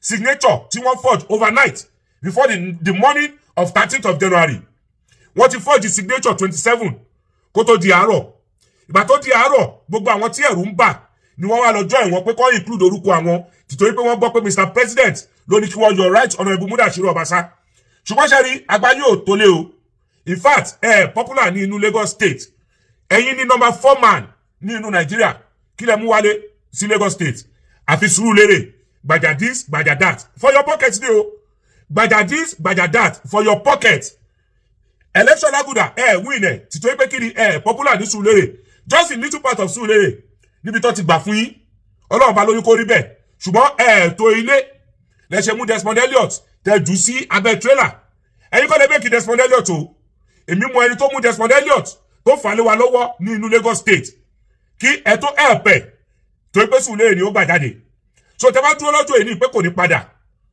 ṣe dáadáa o the older the wine the sweeter it becomes tẹ bá ní position tẹ fẹ́ fún anybody ó yẹ kẹ́ pé gbogbo ọjọ́ kò ní kẹ́ fún wọn ní reason ètò bá wa compensate pẹ̀lú nǹkan mi kẹ́ compensate wọn ṣùgbọ́n popular débi pé ẹ lè fix anybody ní inú Lagos State èmi náà sọ fún yín pé irọ́ paraku òun lẹ pa nípa kú Ọbaṣá tí ẹ bá jẹ́ kí èmi ìròjọ́ ẹ̀yin gbogbo yín àti àwọn àgbààgbà òṣì tí wọ́n jọ plan láti yọ Ọbaṣá including Ládi Àjọmálé ṣẹ́rí tó bá yẹ pé à ń gbé ní same society ni ó yẹ kó pa gbogbo àwọn kúpìsì yẹn ni wọ́n wá ṣe ìrànwọ́ bàbá Àkàndé àti SAN Muiz Banire pẹ̀lú Àrẹ̀mú Adéṣẹ́gun Ọ̀ṣọ́bà kọ́ máa bá wọn sọ̀rọ̀ ẹ wá ń kó gbogbo àwọn kúpìs ẹ kó ọ̀lọ́ sàbújá pé kọ́ máa gbà ó kọ́ máa ṣe kíní o ẹ tún fi $5,000 ẹ fi private jet ẹ fi kó wọn lọ ṣùgbọ́n Mr. President gbọ́n ju gbogbo yín lọ àti jù wọ́n òun lẹ bá lọ àìtó òun lẹ bá bọ̀ ẹ má ju Desmond Elliot sí abẹ́ trailer torí pé ẹ fẹ́ popular ẹ kàn ground stand ni bọ́ọ̀ yẹn ò bá wọn plan kù wọ́n ti forge 27 signature a night before gbogbo àwọn tó wá dé tẹ́rù ń bà ìgbà tó gbọ́ pé presidency ní kóòtù wá ni wọ́n ṣẹ̀ṣẹ̀ wá lọ fi orúkọ sílẹ̀ ṣebí ẹ̀yin lẹ́bọ̀ta ẹni Mr. President ní kò sí justice forum kò sí mandate pé àwọn làwọn ní méjèèjì ṣé justice forum yẹn kọ́ ló produce governor fún wa ń sìn ṣé Ọbaṣá kọ́ ni chairman mandate ń sìn but tó gbẹ̀ popular you are neither here nor there so ẹ wá mú ọmọ lọ́mọ ẹ wá jù sí abẹ́ trailer àgbáyé ò tó lé o tẹ bá fẹ́ ṣe dáadáa ẹ pé gbogbo wọn tó jẹ́ aspirant kọ́ jókòó kí wọ́n rí reason tí ìkan láti jókòó tí kan dẹ̀ láti lọ ṣùgbọ́n ẹ̀ ground stand pé you almost lost your job kí ni iṣẹ́ tẹ gbà COS is a glorified secretary so kí láǹfààní iṣẹ́ tẹ́jẹ́ number 4 man tẹ́lẹ̀ mú kọ̀kọ́ wá sí Lagos State Sanwó-Olú ní target gbogbo yín gbà yẹn pé tẹ́ bá yọ ọba sá wọ́n á ní kó resign or kó impeach ẹ̀ so Hamzat máa lè take over so Hamzat máa lose chance ẹ̀ gbogbo yín tí ẹ̀ aspire láti di governor ẹ̀ lè ráyè láti contest.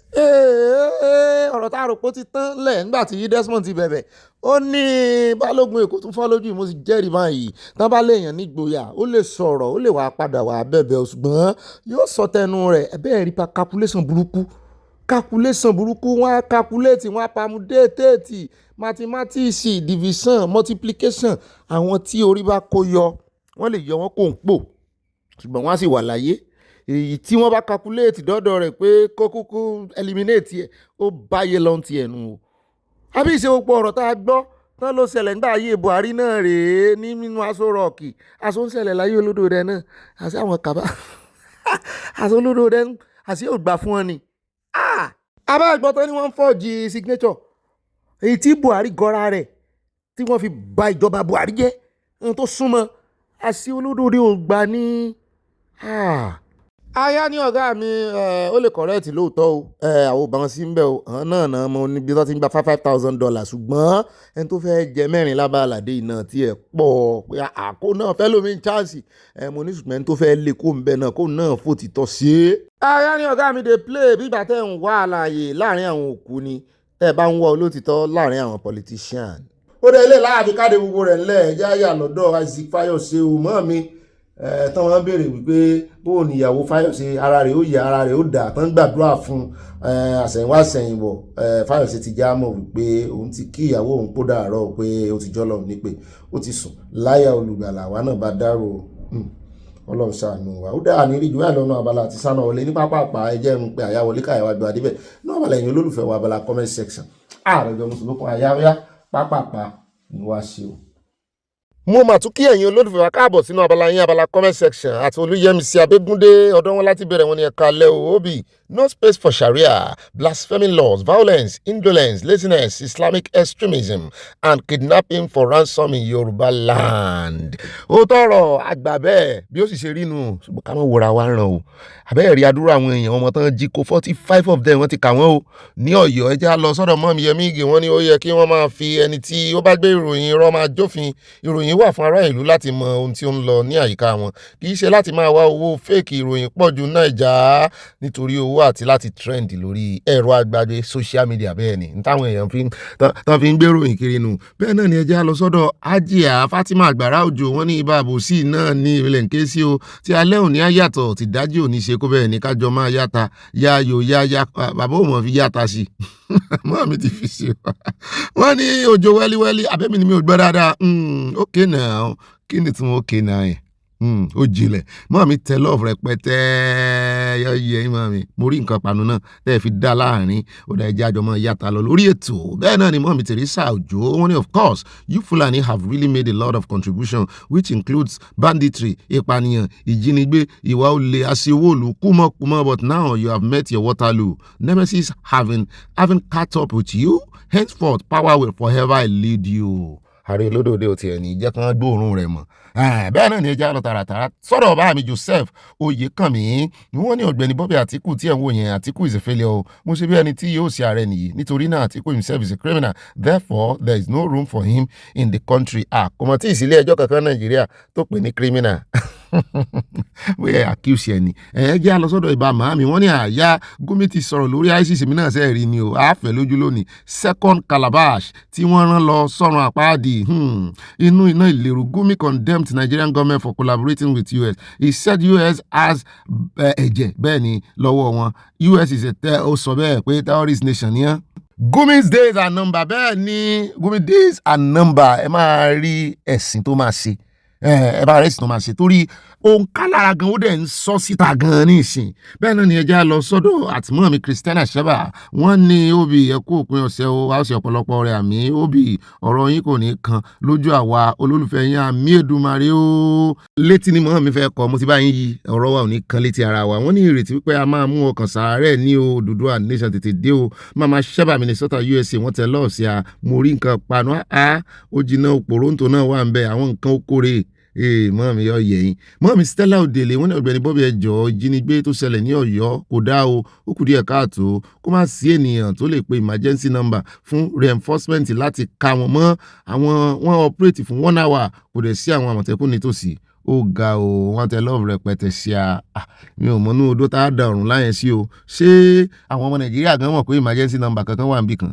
ó dà ẹ jẹ́ á lọ sọ́dọ̀ wọn mi Yemigi wọ́n ní God bless Trump wọ́n tẹ love sí a second in rank globally kó sàmọ́ tún káwọ́ gbéra lórí ọ̀rọ̀ yìí kó bó ṣe dáná yá ilé ní ìṣe kó tún tètè dáná yá wọn torí tán bá ti tírù nǹkan bá ti ṣẹlẹ̀ wọ́n tún máa ń gbòòrò sí ni o bẹ́ẹ̀ náà ni mọ́ mi Alhaja Kudura Wahab mo rí nǹkan panu tẹ́ fi ránṣẹ́ o yóò yẹ yín kò ní yẹlẹ̀ ẹ bá mú carrot ó pẹ́ mo ti jẹ carrot.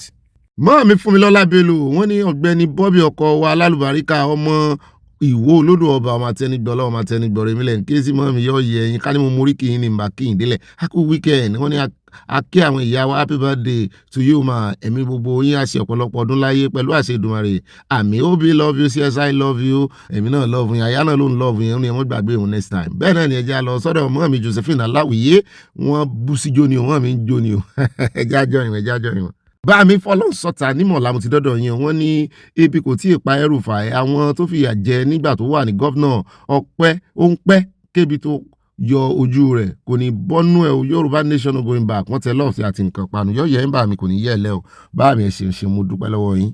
wọ́n mi Stella Odele mo ti padà dọ́dọ̀ yín mo rí tẹ́rìn rẹ́rìn wọ́n ní yòóyá King Sunny Adé Ọ̀gbẹ́ni Bobby wọ́n ní kì í jẹ yán kì í jẹ rẹ̀ sí bẹ́ẹ̀ ni o àfẹ́ràn ọpọlọ àmọ́ mi wo tó lẹ́wọ́ ẹran ọpọlọ omi òjọ́ ni bá a ti mọ́ kọ́ kékeré inú àbí bẹ́ẹ̀ náà ni ẹjẹ́ wa lọ tààràtàrà sọ̀rọ̀ bá mi Adétáyọ̀ Adégẹyè wọ́n ní Obi Olódùmarè yóò máa ràn wá lọ́wọ́ kí àwọn ọmọ ológun máa tẹ̀síwájú a ò borí ogun olódò dẹ tẹ̀síwájú ìbùkún ni fún orílẹ̀-èdè Oòduà from Newark no just USA wọ́n tẹ lọ́ọ̀sì à. bẹ́ẹ̀ náà ni Àtolúyẹmísí Abégúndé wọ́n ní why is it that this El-Rufai family could not speak simple English bá mi mọ́ mi wọ́n gbé èdè tiwọn lárugẹ ni kò sí nǹkan kan nu English tá à ń sọ. mọ́ mi anansu pọ̀ yín ti pé mẹ́fà lọ́wọ́ mi yọ yẹ yín mọ́ mi ìbẹ́fà ní pọ̀ yín lọ́wọ́ mi wọ́n tẹ lọ́ọ̀sì àti nǹkan panu no Sharia in Yorùbá land Oòduà nation no going back. bá mi aláyọ̀ wa Adépọ̀jù Adémọ́lá wọ́n ní aláyọ̀ wa wọ́n ní ọwọ́ òtórí tòrò mọ́gbé wọ́n ní ó mọ̀ pé alágbára ló ń jẹun oríta àtàrí àjànàkú ní òṣèlú Nàìjíríà kì í ṣe ẹrù ọmọdé wọ́n tẹ lọ́ọ̀sì àti nǹkan panu. mo ti dọ́dọ̀ yín o màámi Fúnmilọ́lá wọ́n ní mo kí gbogbo ilé aláyọ̀ gbogbo lè ń kí yín ó bí àtàyà mo kí ìyàwó ọlọ́jọ́ ìbí o ẹ̀mí wá ṣe púpọ̀ rẹ̀ lókè èèpẹ̀ àmì mo ń gbádùn gbogbo ẹ̀ka ìròyìn wa yìí lẹ́nu iṣẹ́ mi ò kàn sábà rí ọwọ́ kọ kọ́mẹ̀ntì ni òye mi I stand with Kẹ́mi o ìlérí Ọlọ́run máa ṣẹ nínú ayé rẹ̀ àti gbogbo wa àti àwọn ọmọ wa mi bẹ́ẹ̀ náà ni mọ́ mi Christiana Mustapha wọ́n ní hello Obi good evening Obi well done mọ́ mi love you mọ́ mi yẹn love mi gan àyà kí mo tanra mi tanra mi wọ́n love mi. bẹ́ẹ̀ náà ni ẹjẹ́ àdọ́dọ̀ Alhaja Rafiat Yewwa one Nigeria president should do something about Gumi and Sultan of Sokoto because they are mi ò mọ̀ bóyá lóòótọ́ ni o torí kóòtù Nàìjíríà ò tí ì mú wọn sí wọ́n ní is President Tinubu scared of them they are leaders of these people òye rẹ̀ yé gbogbo wa òye rẹ̀ yé àkàntì ẹ̀ try wọn àkàntì ẹ̀ bẹ̀rẹ̀ try lórí wọn. bẹ́ẹ̀ náà ni àtikọ́kọ́ àwọn ní kò sí àyà Al-Quran that can do that Bobby wa ok ọmọ ológun tó ṣe abracadabra lánàá bẹ́ẹ̀ náà ni ẹ̀jẹ̀ á lọ sọ́dọ̀ at Oyeniyi Ancestral TV wọ́n ní General Bobby ẹ̀kú iṣẹ́ olúwa Yorùbá nation a must John Oyeniyi from Eastern Texas wọ́n tẹ lọ́ọ̀sì àti nǹkan panu olúwa kúṣẹ́ rẹ̀ bá mi o. mo ti yà lọ́dọ̀ bá mi Peace for All Beings Act wọ́n ní àbámọ́dá òyìnbó science ní ẹni yẹn lò when two liquid added together combusted into flame then fire easy trick Ghana priest does this trick always I could mention both substances but I'm not gonna promote it. Oda oyè wa wọ́n ní science ni o wọ́n ti pa kẹ́míkà pọ̀ bẹ́ẹ̀ náà ni ẹjẹ́ á lọ sọ́dọ̀ Alhaja Rafiat èyí ó wà wí tẹ́lẹ̀dá láṣẹ wọ́n ní that Sunny Adé song bẹ́ẹ̀ ni èyí ó wù ká wí tolúwa làṣẹ mọ́ bínú mo forúkọ yín kọrin.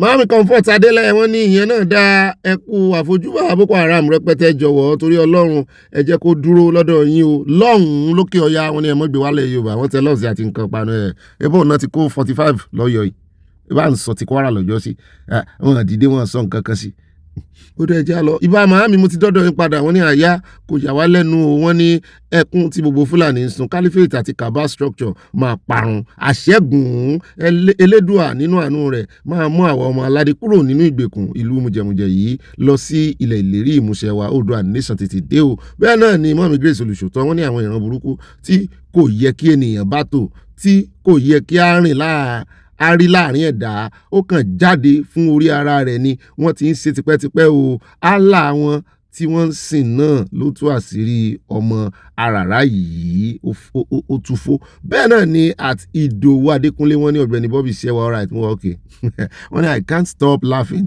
ibà ya yóyó ya bẹ́ẹ̀ rọ̀ lọ́hùn. mọ́mí Grace Olùṣòótọ́ wọ́n ní wọ́n ń lọ gbé ìkòkò iyọ̀ àti adùn sí igun mẹ́rẹ̀ẹ̀rin irú iṣẹ́ wo nìyẹn kò yẹ kí ó rí bẹ́ẹ̀ o Nàìjíríà náà ni oríṣiríṣi ti máa ń ṣẹlẹ̀ wọ́n á máa rí nǹkan mọ́lẹ̀ onílé kò tọ́ kò yẹ wọ́n béèrè ọ̀rọ̀ ó ní kí wọ́n má béèrè ọ̀rọ̀ lọ́wọ́ rẹ̀ wọn kò ṣe ní béèrè ọ̀rọ̀ tí wọ́n bá fẹ́ ta ilé. at Olúfúnkẹ́ Bájímọ́lú news wọ́n ní gbogbo àwọn Ogun State governor ní ọwọ́ wọn ò mọ́ mi ló sọ bẹ́ẹ̀ kì í ṣe mi ò rọ́wọ́ wọn rí o. wọ́n ní ọ̀nkú mi ní PDP chairman tí Ọbásanjọ́ bá wá sí ilé látàbújá ọ̀nkú mi ló máa fún ní mic. wọ́n ní OBJ sọ fún ọ̀nkú kó fi OGD ṣe gómìnà 5 times ní ọ̀nkú escape ìpànìyàn láti ọ̀dọ̀ OGD àṣẹ rí pé mọ́ mi mọ̀ wọ́n dáadáa. bẹ́ẹ̀ náà ni bá mi Bọ́lájí Bẹ́ntáì wọ́n ní ebi nípa mọ́nàmọ́ná kú ebi tó máa pa ẹrùfà ikú àti gbogbo àwọn wèrè tó ti agbésùmọ̀mí lẹ́yìn wọ́n láwọn fúnra ara wọn ò ní lẹ́yìn wọn sì ní lẹ́ni.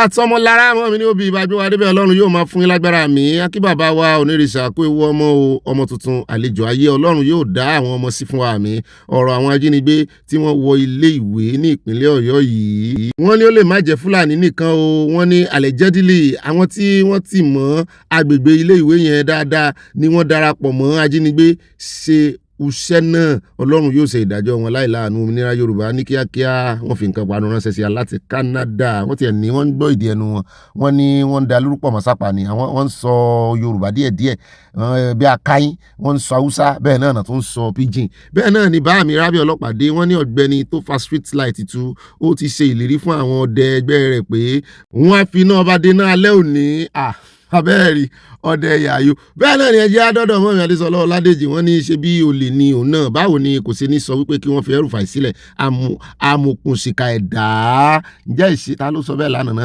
Àtìkù. bẹ́ẹ̀ náà ni olórí ọ̀dọ̀ bàbá mi White TV wọ́n ní oríṣiríṣi ìròyìn burúkú ti pọ̀jù ní Nàìjíríà ṣùgbọ́n Elédùmarè ọ̀rọ̀ wá dọwọ́ rẹ̀ wá bá wa tún orílẹ̀-èdè yìí ṣe fún ọ̀tun. Màámi Títílayọ̀ Oyèbánjí wọ́n ní ọ̀ní bọ́ọ̀nì orin yìí á tún mú obìnrin wọlé ẹ̀fẹ̀ kóbìnrin wọlé sí àti pọ̀ ju Ọlọ́run má jẹ́ kí á gbé ọmọ ọba fún Ọ̀ṣun o ayé ń ṣerú ẹ̀ mọ́ mi àmì àwa above 70 ti bí ọmọ tán fún yín o ẹ jẹ́ kí àwọn àyọ̀ǹgẹ̀ wọlé. bẹ́ẹ̀ náà ni ẹja dọ́dọ̀ mọ́ mi tó iná rí wọn ní sẹ́nẹ́tọ̀ Tòròmọ́gbé abẹ́ẹ̀rí ọwọ́ òtórí Tòròmọ́jú. Àmìyẹmí Ìgè wọ́n ní àṣìṣe ní lọ́jọ́ tí wọ́n amalgamate wa pẹ̀lú àwọn ẹranko wọ̀nyí Ọlọ́run àṣìṣe gbáà ni o ọjọ́ tí wọ́n ti ṣe léyìí láti wọnú jágajàga àfi kí Ọlọ́run tètè dáhùn sí àdúrà wa o. bẹ́ẹ̀ náà ni mọ́mí tó nọ́ọ̀rì wọ́n ní CBS last year SM this year wọ́n ti wọ pátá ńlá gan ni in fact wọ́n pátá ńlá náà wọ̀. mọ́mí Stella Ògúnbàjò wọ́n ní ebi nípa mọ́nàmọ́ná kú ebi ni yóò pa bàbá rẹ̀ kú. wọ́n ní ebu ìka tí bàbá rẹ̀ gbìn sílẹ̀ orí ara rẹ̀ ló padà wá dàlé lórí kò ní í jẹ́ tán àrọmọdọ́mọ rẹ̀ náà ò jẹ́ ń bẹ̀. àtisálí bákàrẹ̀ wọ́n ní Ọ̀gbẹ́ni Bobby good PM báà mi mo kí yín o ṣé kò yẹ kí láńlọ́ọ̀dù sọ fún tẹ́nàtì pé òun fẹ́ talé wọ́n dẹ̀ máa ṣáájú sí i kí wọ́n ó lè tètè rí ta then when the man comes to dig holes and put iyọ̀ oyin and sugar he should see the tenant before doing anything bóyá wọ́n ní kó mọ̀ bẹ́ẹ̀ dà kankan sọ̀rọ̀. ẹ já lọ sọ́dọ̀ ìyàwó mi tuntun Mariam Cipriano wọ́n ní Bobby àmú adúmáadán mi báwo ni iṣẹ́ ìníṣà tí ẹ bá ti ka ìròyìn tán kí ẹ wá fún mi ní pọ́ngilá kí èmi náà fún yín ní sísí pẹlẹbẹ. kì í sọ̀rọ̀ orí agbègbè lélẹ̀ ẹ mọ̀ yí ọ̀rọ̀ sọ ní pọ́ngilá mi wà lọ́wọ́ ẹlẹ́à ó ní mọ̀ wọ́n múlé lọ. bẹ́ẹ̀ náà ni báyìí rábì ọlọ́pàá ni wọ́n ní special police was organized by late General Buhari Ìdí Àgbọn why war against indiscipline. Once a soldier is a soldier, radicalized or rehabilitate, apààyàn is always apààyàn. Ṣé ẹ ti rí wá ìtẹ́ dárúkọ yẹn mú mi rántí sísá mi kan. Nígbà náà tí wọ́n ń ta gàrí lọ́tọ̀, wọ́n ń tẹ̀wà lọ́tọ̀, wọ́n sì gbégbá gàrí yẹn tíṣà ni wọ́n. Náà wá lọ ra ike ìgbà kan wọ́n ṣe ike kò bí owó oníke ní white ló ń gbà náà white báyìí tán fi green kọ kíní sára rẹ̀ ni wọ́n sì wọ́n àwọn ọlọ́pàá yìí ọlọ́pàá white ní sísítà yẹn wọ́n bá rí ìlú agolo ń dì àwọn wá ń fi agolo wọ́n wá rí agolo bọ́nú gàrí wọ́n á da gàrí bò wọ́n á wá gbé ike sókè ságolo tiẹ̀ ní àbí old kò bí owó ń gbà náà sá wọ́n ti lọ dàlú lábẹ́ ọjọ́ tán mú wọn wọ́n kọ́kọ́ náà wọ́n ń ta gbangba mo rántí ọjọ́ náà. báyọ̀ ni màámi Dorcas Olúwatúnmiṣe wọ́n ní happy birthday to our mummies in this platform long life and prosperity in Jesus name amen. wọ́n ní inú mi dùn sí Tinubu fún ìwà ọ̀gá chameleon sí àwọn Fúlàní Trump ẹ ṣe gan-an ní Oòduà nation no going back from Providence Rhode Island wọ́n náà láìkì bí Tinubu ṣe ń ṣe ṣekúṣẹyẹ sí hàn. bẹ́ẹ̀ náà ni ẹja lọ sọ́dọ̀ Ajia Fatima Agbára Òjò wọ́n ní assalamu alaikum wàràmọ́tòláì wàbárakàtún gbogbo ẹbí aláyọ̀ àwa náà ní wà lẹ́kùn sálá wàràmọ́tòláì wàbárakàtún peace be unto you ìkẹ́ àti ọlá ànábì Muhammad sálá àlewà sálá kọ́ mọ́ bá gbogbo àwọn tẹ́lẹ̀ ọ̀sẹ̀ à bẹ́ẹ̀ náà ni mọ́mí mu ti lọ́lá kọ́ mọ́ láfẹ́ wọ́n ní aláìgbọràn ní àwọn ọmọ Nàìjíríà o Bobby happy weekend yóò kí àyà wọn ní kí wọ́n tẹ́lẹ̀ ọ̀sẹ̀ à o mọ́mí ò fẹ́ pẹ́ wọ́n tán sọ́ńbẹ̀ náà ni pé wọ́n á pàpà dìbò fáwọn aráabí báàmì orí ọlọ́run ríis ẹgbẹ́ sí mi létí wọ́n ní àyà ìwà ò lè fi oníwà sílẹ̀ orí bí ibà yàtayàta ṣe ń dunnú nígbà tí ó ń fi orin bàbá wa Sànní Adé gbé wa mọ́ra. mo mọ̀ pé aṣọ àwọ̀sùn ló wà lọ́rùn rẹ̀ bóun lọ ẹsẹ̀ mọ̀ pé mo wọ nàìjíríà pẹ̀lú àwọn olórí kékeré nígbà tí èmi àti olórí Cipriano ló wà nílé nígbà tí à ń kọ orin yẹn alábòsí ọkùnrin rí ọlọ́rin sọ̀n Dallas Texas alábòsí ló mẹ́sì alábòsí tọ̀ n ò ní sọ jù bá ń lọ.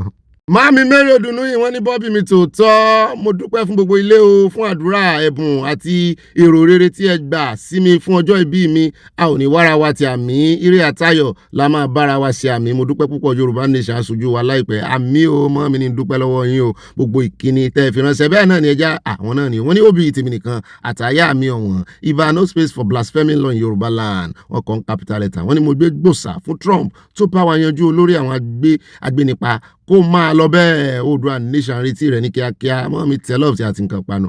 Báàmì David Festus báàmì dáadáa wọ́n rìn mí gínígíní wọ́n ní the promise of one time by Obi sounds noble but as elder says the mouth that says enough must also control the stomach ẹnu dùn rò fọ́. bẹ́ẹ̀ náà ni wọ́n tẹ̀síwájú wọ́n ní this South African issue has gone beyond diplomacy. These people are suffering from the illusion of grandeur. It is time for Nigeria government to take drastic action against them. It is an eye for an eye, a tooth for tooth, and a leg for a leg. bẹ́ẹ̀ náà ni Alhaja Modina Solomon wọ́n ní Ọlọ́run ṣàánú wa o Ọlọ́run má jẹ́ kí a sì lè rẹ́ǹtì o wọ́n láwọn ò gbà kéèyàn kankan wá mọ́ gbẹ́lẹ̀ níbi tí mi rẹ́ǹtì wà.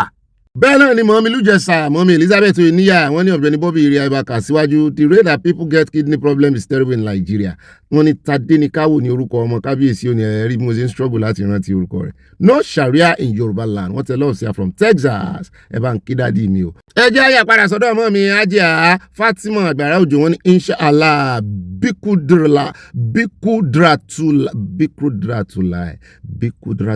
bikudratulai ṣé mo gba tí mo gbìyànjú àti rántí lánàá nìyẹn bikudratulai bẹ́ẹ̀ náà ni ẹja dọ́dọ̀ ọmọ mi Florence Alade wọ́n ní ẹni tí ń wá ìfà ń wá òfò lọ́rọ̀ obìnrin yìí àfọwọ́fà ní fòsì ta ẹ̀dá òbí àtàyà ayọ̀ wa kò ní pàdé ìbànújẹ́ àmì gbogbo wa yóò kiri òkò délé àṣedùn àrí Oòduà nation going back no Sharia in Yorùbá land wọ́n tẹ lọ́ọ̀sẹ̀ àti nǹkan panu. Àtikẹ́hìndé wọ́n ní tí ìyá bá lọ sí ọjà tí ọmọ bá ń ké ọmọ ìyá rẹ̀ ó máa ṣẹ̀ ni Yẹ́misí Maxwell from Eastern Texas ẹ ṣeun tẹ́ gbé wa débẹ̀ abiyamọ ni. Máàmí Abọ́láńlé Ògúndọ́lá ẹ má bínú pé mo pẹ́ dọ́dọ̀ yẹn ní òbí ṣe bí Sunday Adéníyì yẹn Sunny Adé bàbá wa sì wà láyé kó sọ ìtumọ̀ orin yẹn fún yín ìyàwó ẹlẹ́yà tẹ́mù ẹ kú iṣẹ́ ńlá lẹ̀ ń ṣe lórí ọkọ yín o ẹ̀yin ò ṣiṣẹ́ lórí ọkọ tí àyà ẹnu dùn ju your love from Amadola I love you mami always loving you continuously loving you bẹ́ẹ̀ náà ni bá mi Kúnlé Bello wọ́n ní ibà yàyò morogo mo kí o àyàwó àti Bobby 3 in 2 ọkọ̀ ẹlẹ́yà tẹ́mù àti ẹlẹ́yà ibà prophetess ibà gbogbo àwọn mama ẹ kú iṣẹ́ takuntakun Olúwa yóò san ẹ́ ní ẹ̀san rere àmì bàbá mi o àmì Èdùmàrè. Oòduà nation no going back bá mi Kúnlé Bello yọ yẹyin kò ní yẹ ẹlẹ n ò ní gbọ́ bí sí bẹ́ẹ̀ náà ni bá mi Ògúnlókun John wọ́n ní Ọ̀gbẹ́ni Bobby ṣúgà oyin yọ jẹ́ adùn ní ilẹ̀ Yorùbá ohun aládùn ní gbogbo rẹ̀ níṣẹ̀lẹ̀ Church of Christ ẹ̀rù ní ń bá ọwọ́ arákùnrin tó ń pariwo yẹn gan mọ̀ torí mi ò rí bí tán ti fi nǹkan mẹ́tẹ̀ẹ̀ta yẹn tán ti fi ṣe nǹkan bírí bẹ́ẹ̀ náà ni ẹ já lọ àmọ́ mi Kẹ́hìndé náà ni o wọ́n ní ọ̀gbẹ́ni Bobby ẹ̀yin ló yé o ẹ lọ bí King Sunny Adé àbí ẹ̀yin ni òye ni ẹ ti fẹ́ gbogbo 32 mi síta o wọ́n mi ẹni tí mo fẹ́ rí náà nù mo fẹ́ rí yín funfun yín ta wọ́n ní ó kọrin fọ́ọ̀rẹ́ rẹ̀ tó wá kí lárọ̀dá òjò wẹ́líwẹ́lí ni mọ́ mi yẹmi sí Houston Texas mọ́ mi ṣe wà ń bẹ̀ ṣé ẹ máa lejò tó wá kí wọn. Bá mi Sunny Adé náà sì gbìyànjú àwa tá a súnmọ́ wọn díẹ̀ nígbà náà kékeré báyìí náà ni mo fi súnmọ́ wọn mo súnmọ́ wọn díẹ̀ bẹ́ẹ̀ náà ni ẹja lọ sọ́dọ̀ bá mi David Festus náà ni o wọ́n ní ẹkùn mẹ́ràn mẹ́ẹ̀ ó torí bọ́gbó mẹ́ẹ̀ ó tọrùn bọ́gbà mẹ́ẹ̀ ó fẹ́ mú ó máa lè mú o ojú ẹkùn pọ́n ìrù ẹkùn lé ọkùn máàmá wọ́gbà o kò máa mọ̀ jálè o ẹkùn máàmá wọ́gbà o mọ̀ jálè o. wọ́n ní ó lè kò lè bá Kẹ́mi yóò ṣẹ́gun àwọn ọ̀tá rẹ̀ and become the next prime minister amen. Mami Stella Ogunbajo Moripo inú mi dùn o mẹ́rin ẹ bá ń fi kún Oòduà nation no going back God bless Oòduà nation wọ́n tẹ love sí a. Captain Mike Adesanya attention sir wọ́n ní òbí wọ́n ní onítìbí bá mi lálejò wọ́n ti ṣe ìṣe o onítìbí ní àlejò ọmọ tó san bá mi bọ́nìgì mọ̀ ní Mami tẹ love sí a. At Felicia ajé ìgbé mọ́ mi dáadáa wọ́n ní ọ̀gbẹ́ni Bobby ẹ̀kú ìròyìn o wọ́n ní Olúwa yóò máa fún yín sọ lórúkọ Jésù àmì Ọlọ́run ní tiẹ̀ ń bá wa sọ abiyamọ tó ń tọ́mọ lọ́wọ́ tí ó bá gbé ọmọ rẹ̀ sílẹ̀ nílé tí ó lọ sí ọjà tí ọmọ bá ń ké ọmọ rẹ̀ yóò máa sẹ̀. bẹ́ẹ̀ náà ni at Olúbùnmi má jẹ́ kó dún má dojú tì mí ní o ó Bobby ọkọ ríà mọ́mí ṣé Ìjẹ̀ṣà ni mọ́mí ní àbẹ́kìtì wọ́n ní present èmi náà wá o Oòduà nation now no going back wọ́n tẹ lọ́ọ̀sì àti nǹkan ìpanu Ọlọ́run ti máàkì orúkọ yín sínú rẹ́gísítà ayọ̀ bẹ́ẹ̀ náà ni mọ́ọ̀mí Yẹmí Ìgè ẹ̀tún ti rábòsí ń bẹ̀ wọ́n ní ẹ̀rín àbòsí ya yóyó ya alábòsí mo ti rẹ́rìn yó wọ́n ní ya yó náà ní kẹ́ ẹ lè yó náà ní fún ayọ̀ ní yóyó ìbànújẹ́ wọ́n tẹ lọ́ọ̀sì a happy weekend to you too màámi o bẹ́ẹ̀ náà ni mọ́ọ̀mí Abọ́láńlé Ògúndọ̀lá lẹ́ẹ̀kan sí wọ́n ní olè olójúkòkòrò Elliot fẹ́ẹ́sẹ̀ kẹrin ṣé kò sí ẹlòmíràn lágbègbè mọ́ ni tàbí ó jẹ́ oyè ìdílé yín ni ẹ káàbọ̀ jàre Obi àti my love àyà the good Lord will continue to strengthen you love from Mama Dollar mọ́ọ̀mí love you too ẹ bá ti love àyà ẹ ti love èmi náà nù ẹ̀rọ ògùn ẹ̀ ṣe mo fẹ́ kọ́kọ́ mo máa fẹ́ lára àyà tẹ́lẹ̀ mo á pè tí n bá lára àyà mo ń lára ara mi náà ni o ó dáa mo ti dọ́dọ̀ ẹlẹ́yà mi ọ̀wọ́n wọ́n ní ẹ kárí ọkọ mi bá omi òjò ilé lẹ́ ń bọ̀ wá bá mi èmi ò mọ̀ rẹ̀ gbèjò ń tà mọ́ mọ́ ń kọrin olórin ni mo busy mo ń bọ̀ love you babe I love you too bet mo rántí pé ẹlẹ́yà fún mi ní raincoat mo fi raincoat sápò nígbà tí mo ń lọ òjò pa mí ẹ mọ̀ wọ̀rí bẹ́ẹ̀ náà ni bá mi Àbáyọ̀mí Orúfà ikú jọ́ mẹ́jọ o àbí ikú ọdún kan ní ká pé wọ́n ní Obi Ọlọ́run á fi ọ̀pọ̀lọpọ̀ melody sàyé rẹ̀ àmì bàbá mi àtẹ̀yìn náà honestly you don't cease and you cannot cease to amuse me I love you and our program dákúdákú bá mi ẹ̀yọ dákúdákú kò fẹ́ àní dákú mo mọ̀ pé ẹ̀ ń qualify ọ̀rọ̀ yẹn ni I love you alively. bẹ́ẹ̀ náà ni ẹ jẹ́ lọ sọ́dọ̀ ọmọ mi Fọlákẹ́ with Heart Angels wọ́n ní ọ̀gbẹ́ni Bobby ibà yàyàyà ibà yàyò ibà mẹ́bọ ibà panilẹ́rìn ibà lábòsí ibà wàdà kẹ́ríkẹ́rí mú kí yẹn kó weekend mọ́ mi èmi náà kí yín ẹ mọ̀ yàyò fún weekend yìí o. bẹ́ẹ̀ náà ni Mrs. C Power wọ́n ní ọ̀gbẹ́ni Bobby thank you for remembering our Ooni of Ile-Ife to congratulate him for the new princess. bàbá wa ni bàbá gbogbo Yorùbá nù. bẹ́ẹ̀ náà ni ẹ jẹ́ lọ sọ́dọ̀ bá mi Fọlọ́run sọ́wọ́ wọ́n ní ọ̀gbẹ́ni Bobby àkó weekend àfi kí Ọlọ́run gbà wá ní Nàìjíríà àwọn tó bá kù Ọlọ́run yóò pa wọ́n ẹ̀yin náà àwọn agbésùnmọ̀mí oníṣẹ́ ibi wọ́n tẹ lọ́ọ̀sì àti nǹkan ìpanu fún weekend. mọ́ọ̀mí Olúrẹ̀mí má jẹ́ kó dùn mí wọ́n ní ọ̀gbẹ́ni Bobby mi ẹ kú ijọ́ mẹ́ta ọ̀rọ̀ adayọ̀ oníṣẹ́ ọ̀rọ̀ sọ àmì o ayé ò ní sọ ẹmu wọn ní sọ ẹmu tọmọtọmọ àmì o àmì jẹ́ n farabalẹ̀ kà wà kéré oko délé àmì o bó ṣe mú inú wa dùn inú rẹ kò ní bàjẹ́ àmì o ẹ bá wa dá sí ọ̀rọ̀ àwọn tí wọ́n ti ìyá àti bàbá tí wọ́n ti mọ́lé ní Oǹdó mo gbé lẹ́ẹ̀kan ṣoṣo ó dáa pé máa fi ìjọ brọ́dà mi Saidi rè mo gbọ́ pé bàbá mi Sunday Igboho ti fohùn ránṣẹ́ máa kọ́ńfàmù òótọ́ ni bàbá yẹn fẹ́ tẹ́ ni àwọn tó yẹ pé tó bá mú afurasí agbésùnmọ̀mí wọ́n máa dá wọn padà síbi tó ti ń bọ̀ ni bó lẹ ṣe mọ location ibi tó ti ń bọ̀ àwọn tó yẹ kẹ́ ẹ mú bàbá yẹn mi ò gbà tí iṣẹ́ tó ń ṣe ń bẹ̀ yẹn Ọlọ́run ààrẹ lómi náà ni bẹ́ẹ̀ náà ni mọ́mí Josephine Aláwìyé wọ́n ní ijó sórin Sunny Adéobi àyà you remind me of happy days ayọ̀ yín yóò máa pọ̀ púpọ̀ àmín. Bẹ́ẹ̀ náà ni báàmì Àbáyọ̀mí Orúfà ẹ̀mú dọ́dọ̀ yín padà wọ́n ní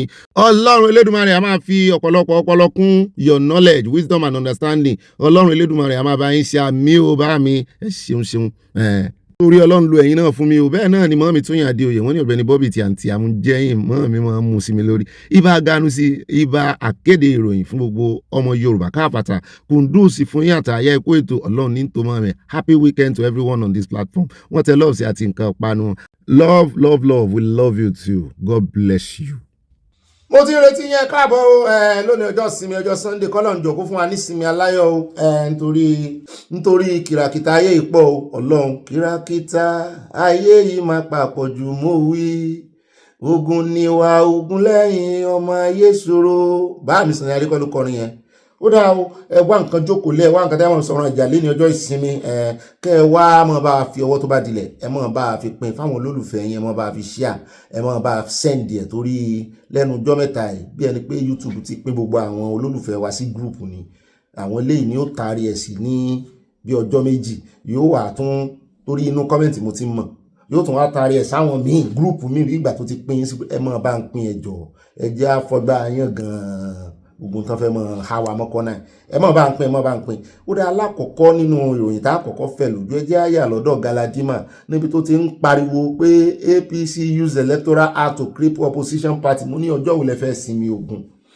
gbogbo ẹ̀sùn tẹ́ fi pín APC ní ìsìn orí ara yín ló wá dàlẹ̀ wọ́n fẹ́ sọ di one party ǹjẹ́ wọ́n ti tú okùn lọ́rùn yín ní ìsìn ǹjẹ́ yìí náà bẹ́ẹ̀ ti ní Àtìkù ebi náà ti l'Àtìkù ti wá ó lóun ò sínú ẹgbẹ́ ADC tóun ó ní ẹgbẹ́ NDC lòun wà o kìnìkan kí ló wá dé ó ní Àtìkù yẹn òun rí i pé ó ń ṣiṣẹ́ fún Tinubu ni ayákẹ́lẹ́ wí mo ṣe mistake nígbà tí mo ṣe àkórí ìròyìn àbí mo ní ó ní Peter Obi ń ṣiṣẹ́ fún Tinubu irọ́ mo kọ́rọ̀ mi jẹ́ Àtìkù ló ń ṣiṣẹ́ fún Tinubu ẹ bá ń tẹ̀sí ẹja gbọ́rọ̀ lẹ́nu ẹ̀ ariwo ṣáá ni wọ́n ní mójútó tó yẹ kán bá wá fẹ́ẹ̀lì náà fail èyàn mọ̀ sí exam yóò tún wá mọ̀ complain kọ́kọ́ tiẹ̀ study náà.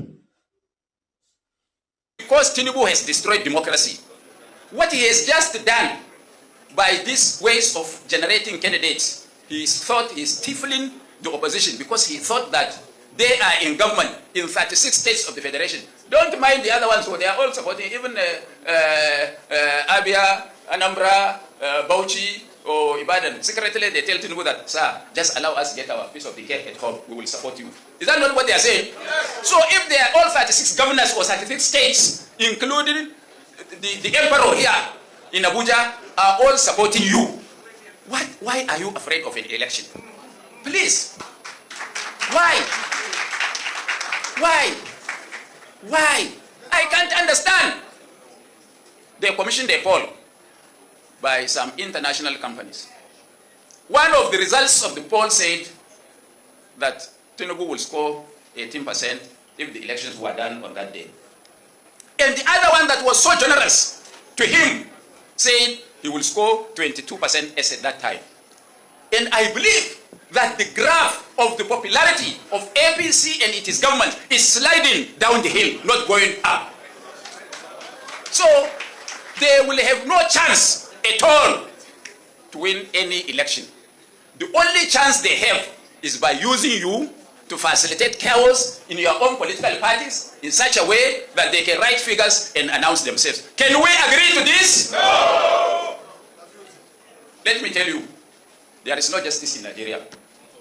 Carry that behind your head. No justice. And where there is no justice, there will be no peace.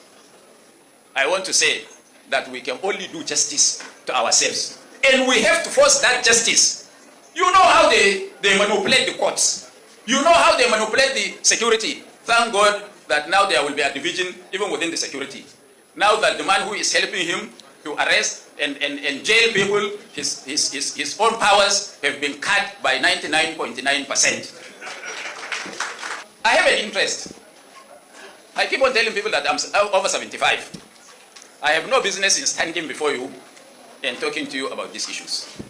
I shouldn't be in the trenches now with you. But I have children, I have grandchildren, and if there are not enough foot soldiers with knowledge to fight what is bad, maybe some of us who are old must take the AK and fight our way through for a better Nigeria. ṣé ẹgbọ́n tó sọ ìkórìtà tí mo ti fẹ́ ká mú ọ̀rọ̀ rẹ̀ lónà nu ó ní tí àwọn ọmọ ọ̀dọ́ tán bá já ìjà yìí tán dojúkọ àwọn tó ń pè lọ́pẹ̀rẹ́sọ̀ wípé àwọn táwọn ti dàgbà 75 years ló pera àwọn ó lóun ó padà lọ gbé AK kò pé jálẹ̀ a bá fi 47 sí ṣe rí ìsọ̀rọ̀ tí àwọn aráabí wọ́n ṣe ń sọ̀rọ̀ ńlẹ̀ Haúsá tí ààrẹ Tinubu sì ń wò wọ́n ràn kò tí ì yé mi o èèyàn lóun ó gbé AK-47 lòdì túwẹ̀ náà ni wípé ó ń sọ ohun tán ti ń ṣe tẹ́lẹ̀ ni wọ́n ti gbé o wọ́n ti gbé gbogbo ilé tẹ́ ń rí tí ń ṣẹlẹ̀ yìí ẹ mọ́ da ọ̀rọ̀ ti ààrẹ Tinubu nù o tí wọ́n bá ń sọ fún yín tán fi intelligence sọ̀rọ̀ wípé wọ́n fẹ́ ba ìjọba àwọn jẹ́ ni àwọn wèrè yìí ni o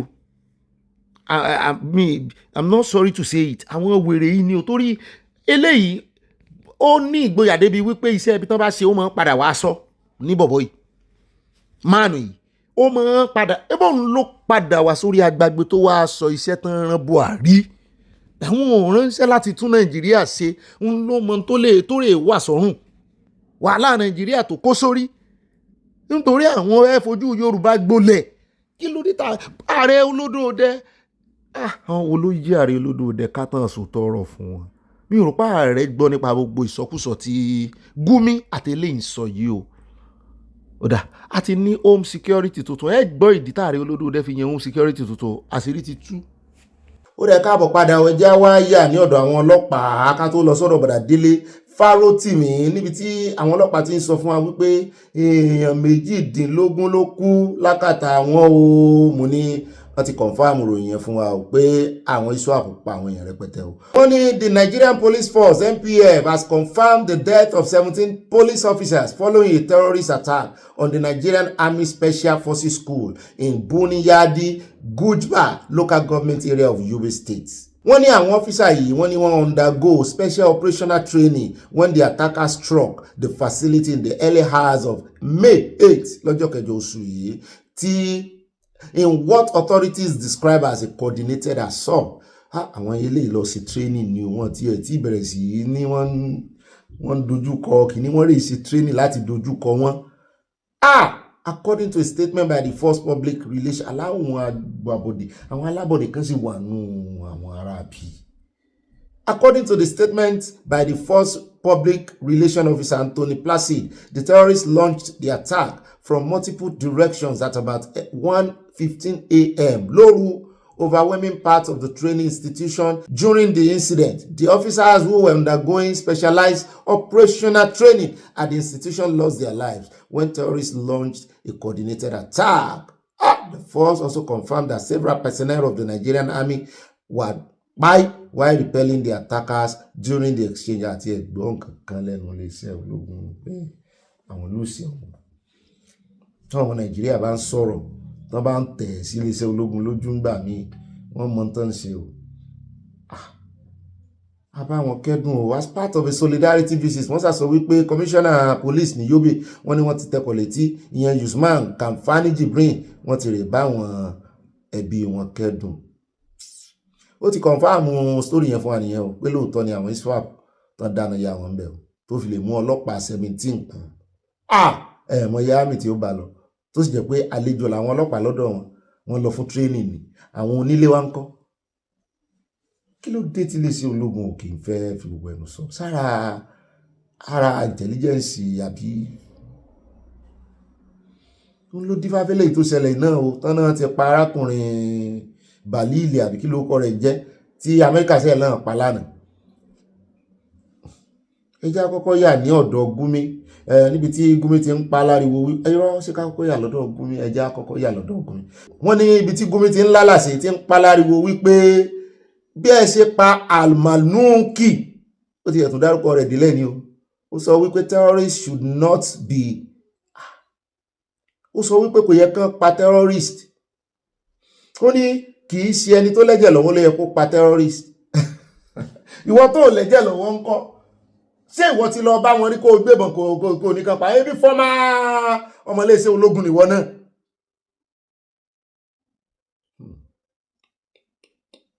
kí ni kàn ṣe fún gómìnà àbí kí ló dé tíjọba ò ṣe nǹkan kan fún tó yẹ ká béèrè.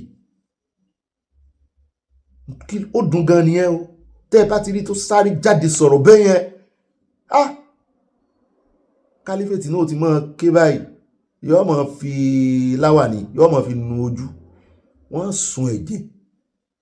Ṣùgbọ́n nǹkan kan tó ń sàmọ̀ èèyàn káyìífì ni pé kí ló dé tán tí ìmùkú mi sóhun tó mọ̀ ní ó ti confam pé wọ́n pa lóòótọ́ báyìí. Àríyànjiyàn sì ń bọ̀ o lórí ẹ̀ńtánná pan 2024 o, kí ni iléeṣẹ́ ológun sọ o.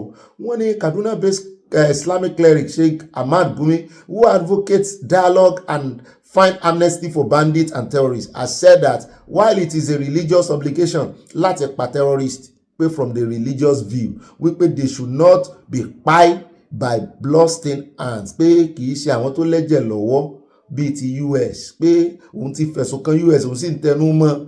Last year ní December náà ó sọ wípé agbódegbà àwọn agbésùmọ̀mí ní US, ó náà ń ṣe agbódegbà àwọn. Ó wá tún sọ ní ìsìn ìtàn ti pa second in command Almanuku lórí Facebook ẹ̀ lánàá ló ti sọ it is a religious obligation to annihilate terrorists but not with the Beelzebub and hand stained with the blood of innocent men, women, children, Mr. Gumi said. Ó ní Amẹ́ríkà, ó ní ọwọ́ wọn mọ́, wọ́n ń wò pé èmi ò mọ̀ dídá ṣe fi Gumi lẹ̀ o, I don't know why, mi ò mọ̀ dídá ṣe ń wọ̀ràn o. Ó tún jáde sáyà gbangba tó máa sọ wípé bí US ṣe pa yẹn kò dáa, tó ń sọ nìyẹn pé àwọn kan ló yẹ kán pa ẹ tọwọ́ rẹ̀ mọ́, àwọn wo lọ́wọ́ rẹ̀ mọ́ o, Turkey àbí Iran. Irúgbó ní Nàìjíríà wá dì báyìí. Abálájọ tó ọmọ Nàìjíríà ò sí fẹ́ gbọ́rọ̀ àwọn authority gbọ́, òun ló dífá nígbà tí ìròyìn yẹn òun ló dífá fún ìròyìn nígbà tó break. Àwọn ọmọ Nàìjíríà fọ́n sórí agbágbé wọn náà rántí 2024 pé ẹlẹ́ẹ̀tì pa ni, tó jíǹde ni, àbẹ́ ń tan àwọn ọmọ Nàìjíríà bẹ̀rẹ̀ sí gbé kiri. Olódífá fún bàbá Fẹ́mi Fálànà náà tán náà sọ wípé àwọn ò ní gbàgbọ́ nínú ọ̀rọ̀ tí Trump ń sọ pé kí ààrẹ Tinubu yẹ̀wò dáadáa o, torí 2024 wọn náà ti pa bàbá Fálànà ló fi gbé bọnu báyìí o. Mo ní ṣé bàbá ìkórìíra Trump ní sàn kórìíra orílẹ̀-èdè Amẹ́ríkà ni, pàápàá jùlọ nígbà tọ́rọ̀ genocide náà bẹ́lẹ̀. Àmọ́ gbọ́n kankan lẹ́nu yìí meanwhile kí n tó gbàgbé Trump lánàá lẹ́yìn ìgbà tó sọ̀rọ̀ ìtàn tó break news fún wa ló bá tún bọ́ sórí agbágbé fún ìkànnú àwọn fọ́nrán ibi tí Reverend Dachomo tó máa ń pariwo bàbá yẹn mọ̀ sí kìdí ẹ̀ mọ́ bá gbàdúrà fún un torí ó dàpọ̀ náà ní jẹjẹrẹ liver. Ó wá lọ sí òun náà ló sì fẹ́nu ara rẹ̀ sọ ó wá lọ sí India, ó lọ sí ṣẹ́kọ̀ ẹ̀ mọ́ bá gbàdúrà fún un. Ó ní ṣùgbọ́n kò sí lójú òun, mo ní good, òun ò sí tán tó ń fẹ́ kú. Ní Trump bá mú kan náà àwọn fọ́nrán rẹ̀ níbi tó ti ń sin òkú àwọn èèyàn tó pọ̀, Trump ló bá lò. Ṣùgbọ́n jẹ́ n kọ́kọ́ mẹ́nu létí bàbá Fẹ́mi Fálànà náà, ọ̀rọ̀ wọn mo sọ débẹ̀ ká tó mẹ́nu létí Trump. Wọ́n ní human rights lawyer Fẹ́mi Fálànà san has urged President Tinubu to seek briefing from the defense headquarters instead of relying on foreign claims about counter-insurgency operation in the country. Falana faulted Tinubu's confirmation of United States President Donald Trump's report on the reported Itanpa second-in-command, Bilal al-Muniki. Wọ́n ní nígbà tí ó ń bá àwọn oníròyìn sọ̀rọ̀, ó ní as the commander of the armed forces of Nigeria, President Tinubu should contact the defense headquarters. Mo ní bàbá, ṣé President Tinubu sọ fún yín pé àwọn ò tí ì contact? Bó láàrin orílẹ̀-èdè ó ṣe kàn sáré confam kan tí ò ní confam lẹ́nu àwọn èèyàn ẹ̀. Àwọn èèyàn sọ̀rọ̀ sí bàbá Fẹ́mi Fálànà náà, wọ́n ní àwọn náà ti ń ṣekúṣẹyẹ. Falana maintained that Tinubu should avoid relying on Donald Trump's erroneous claims on the prosecution of the counter-insurgency operation in Nigeria. Falana maintained that Tinubu should avoid it. The remarks highlight growing concern over the management and verification of the security information in Nigerian prolonged battle against insurgency. Pé bó ṣe sọ pé òun dáná yá wọn níbi tí àwọn ISIS ṣòdo sí ní Sokoto lọ́jọ́ sí rè. Mo ní so bàbá yẹn náà ò believe pé wọ́n pa ISIS. Ẹ ṣe wá so ó de kí ló wá kó tó di pé ilé ìṣẹ̀lẹ̀ síbi 2024 wọ́n claim àwọn ológun Nàìjíríà claim pa àwọn ti pa arákùnrin bó wọ́n ti ẹ̀jà mọ̀ àbí bóyá àwọn ọmọ ńgbà náà ni wípé òun ni second in command wọn. Ẹ sì mọ̀ wípé n tó bí swap náà ni IS wọ́n maintain ẹ̀ West Africa province náà fi kún tiwọn torí wọ́n ti wá sí inú West Africa náà ti fẹ́ wá máa sọ̀rọ̀ bí agbọ́n. ISIS ló bí swap. Wọ́n ní 60 of them ló tẹ̀lé Ọ̀gbẹ́ni yẹn wá láti headquarter àwọn lọ́hùn. 60 insurgent officer, àwọn tó kí mi dáadáa, wọ́n ní gbogbo wọn náà obliterate, gbogbo wọn náà annihilate. Ṣùgbọ́n ó ń ṣe mí ń kàyéfì, mo sì lè mú rọ́mọ Nàìjíríà bú tó ń sọ pé 2024 kí wàá ní iléeṣẹ́ ológun sọ o, àbí kí n sáré mú ti Trump mọ́ ẹ jẹ́ n sáré mú ti Trump ní ti Trump sọ lórí ọ̀rọ̀ ti Dachomo. Ó ní no games, watch what's next on your favourite subject, President DJ Trump. Nítorí wípé nínú àwọn fọ́nrán tí Reverend Dachomo ṣe, ó ti pe àkíyèsí Trump. Ìgbà kan ló ti ẹ̀sọ́ ó ní gbogbo àwọn ọmọ ológun tó ń kó wá láti Amẹ́ríkà yìí, ìwọ̀nba wọn náà ẹ rántí sẹ́ndì díẹ̀ sí Borno, ẹ rántí sẹ́ndì díẹ̀ sáwọn. Ó ní tonight at my direction, brave American. Òkè ó gan ni fídíò rẹ̀ ni Trump lò tó fi announce pé àwọn ti pa second in command. Ó lo fídíò ibi tó ti ń sin òkú àwọn tán pa, tí Dachomo ti ń sin òkú wọn. Ó dẹ̀ já lọ iléeṣẹ́ ológun kájọ táwọn náà sọ ìdí tí ó ṣe jọ bí ẹni pé ẹni táwọn pa 2024 ó ṣe wá tún wá jọ ẹni tí US náà pa ní ìsìn, pé kì í ṣe pé US tó àṣírí àwọn ọmọ táwọn ń sọ ẹ̀ bá ń tẹ̀ sí. You recall that over the last few months, Nigerian government and security forces have entered into an agreement or a partnership with the United States with the active support of the United States President Donald Trump and the commander for Africa Command in Germany. And so over the last few months, there's been a lot of groundwork pertaining to intelligence and equipment and resourcing of our personnel in the Northeast. So these are part of the outcomes of this partnership that we're beginning to witness. In the next few months, we believe that we're still going to witness a lot of decisive more strikes of this nature. And in the nearest future, hopefully, the level of insecurity will significantly reduce so that Nigerians can have a safe and secure environment for everybody to carry on with his official business. Defense headquarters has always said, we welcome the collaboration with the Americans. As the president said, this is quite significant. And we believe that America, with their experience in counterterrorism, if they give us some of that, if they provide some of their experiences to us, we are going to do a lot more in this concerning the issues of insecurity. And that's what you can see in this regard now. Thank you. All right. In 2024, yes, the story was that this same guy, Al-Minuki, was killed. It turned out to be false. The report was it was a mistaken identity. Yes. How can Nigerians and the world over be sure that this time round it's really and truly Al-Minuki that was killed? Yes, the defense secretary wants to categorically state that this time around, it is Al-Minuki, alias Abu Mainok, Abubakar Mainok, who has been killed. You know, we have to understand that the terrorists, to hide their true identities, they often use nom de guerres, aliases, also known as, yes. So most times, it's what essentially occurred is that in 2024, there was another individual who was using the nom de guerre Al-Mainok. So this time around, this individual is the person that is the original owner of that name.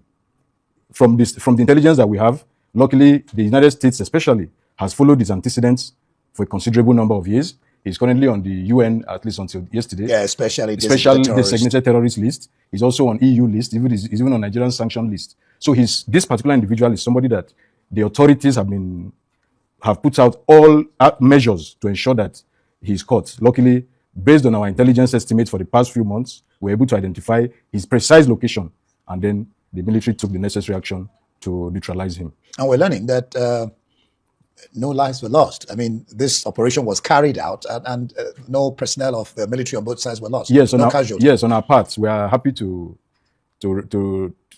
say that due to the professionalism that has been emphasized by the Chief of Defense Staff, this operation was carried out without any loss of lives to our personnel. Interesting. What's your response to Trump's statement thanking the Nigerian government? Again, his words, he thanked the Nigerian government for its partnership in the operation. Yes. As I said, we welcome the United States government's partnership with us, and we assure them that we will continue to cooperate fully with any intelligence that they provide for us, and that we are going to take necessary action to end all these issues of insecurity that has become very prevalent in the country. Earlier, náà lẹ́tí bẹ́ẹ̀ lẹ́nu wọn ní wọ́n ń lo falsified identity pọ́n náà wọ́n gbọ́n mu ní òótọ́ ni wọ́n lè ṣe wèrè ní ẹ́ nígbà tán pa mọ́yé ìgbà tán náà pa kíní gbà náà ni Osama ìgbà kan àgbọ̀pọ̀n ti pa ìgbà kan á ní kì í sóhun pàápàá jùlọ ṣe karau mọ́yé ìgbà tán pa òun náà ni ṣùgbọ́n Nàìjíríà nìkan lèmi ti gbọ́ tí yẹn ń ṣẹlẹ̀ o intelligence mọ̀ pọ́n lẹ́ẹ̀mẹ́wàá ó sì ṣeé ṣe náà lóòótọ́ kó jẹ́ pé àwọn yẹn náà ń lo orúkọ láti fi disqualify Nàìjíríà wípé ẹ mọ̀ dán lóhùn o wọ́n rí wọ́n pa o oníṣẹ́ wa lo mask ni àyà ní ọ̀gá mi rí mask tẹ́yìn náà gbé wá lánàá táwọn obìnrin ń lò ní ìsìn ó ṣeé ṣe kán máa lo mask o wọ́n lè lò ó lóòótọ́ mọ̀ ní ẹgbẹ́ ta ni ká wá gbàgbọ́ ń bẹ̀ lórí ọmọ Nàìjíríà tí wọ́n ń disbelief àwọn authority wọn iná iṣẹ́ bí wọ́n ó jẹ́ pé ọ̀tọ̀ ní tí wọ́n sáré sọ ọ̀tọ̀ ní tá a máa gbọ́ létà ìmọ̀dé tó ṣe ń ṣe báyìí o tó tán ìmú òótọ́ ọmọ èèyàn wá tiẹ̀ wà mú intelligence ṣé kò yẹ kó máa sòótọ́ ọmọ ṣùgbọ́n ibi tá a ti ń sàn yẹn lọ́wọ́ ni òyìnbó kan náà ti ní kò ń wá sọ tó ṣẹlẹ̀ fún wa àwọn mẹ́ta la láǹgbé ibo afẹ́ establish ọ̀rọ̀ yìí ẹ bá ń tẹ̀ sí báyìí bá wà láàrin wọn á mọ̀ sọ. Well, it's good to see the cooperation. Now, who they actually killed seems to be at question. Trump says he's the number, and Hegseth, the Secretary of War, Secretary of Defense of the United States, both say he was the number 2 person in ISIS globally. But the AFRICOM, the U.S. Military Command for Africa, simply describes him as a senior ISIS leader. And I think the Nigerians agree with that he's a senior ISIS leader that was killed, but not actually the number 2 person in globally. But that's, in any case, I guess he's a good person. Everybody's happy to see him gone. It's just not quite sure who he was. He's been named actually as Abu Bilal al-Minuki. And of course, having got to where he was, we're told that they took him out alongside some other aides. So do you still maintain that it might be a top echelon of ISIS, but not a second in command globally? Is that what you're saying? Yeah, well, that's not what I'm saying, but that's what essentially the AFRICOM, the U.S. Africa Command, and also the Nigerians have essentially not characterized him as the second in command of ISIS globally. So yeah, it's just not entirely clear. But let's. I think everybody agrees he was a senior ISIS leader. So definitely a good hit. I think one thing that you might find of interest is that the way Secretary Hegseth characterized it was a victory essentially for Americans and for Christians. So he really put it into religious terms, which is very unusual for the United States, which usually does not consider itself part of religious wars. The two leaders have welcomed this development. President Trump is quite excited about it, especially with the cooperation from Nigerian troops. And President Bola Tinubu of Nigeria says this is part of a broader effort to strengthen regional security. What do you say? Well, they certainly have picked up cooperation with the Nigerians, and that's good. However, at the same time, I think we have to recognize that a lot of other U.S. military efforts have been scaled back in Africa. Notably, we've seen advances by ISIS and ISIS elements in places like Niger and Mali, and so while it's great that they're helping Nigeria, that's important, but there are other places where the U.S. Military operations have been scaled way back, and as a result, I think we're seeing a rise of Islamic terrorists in the Maghreb.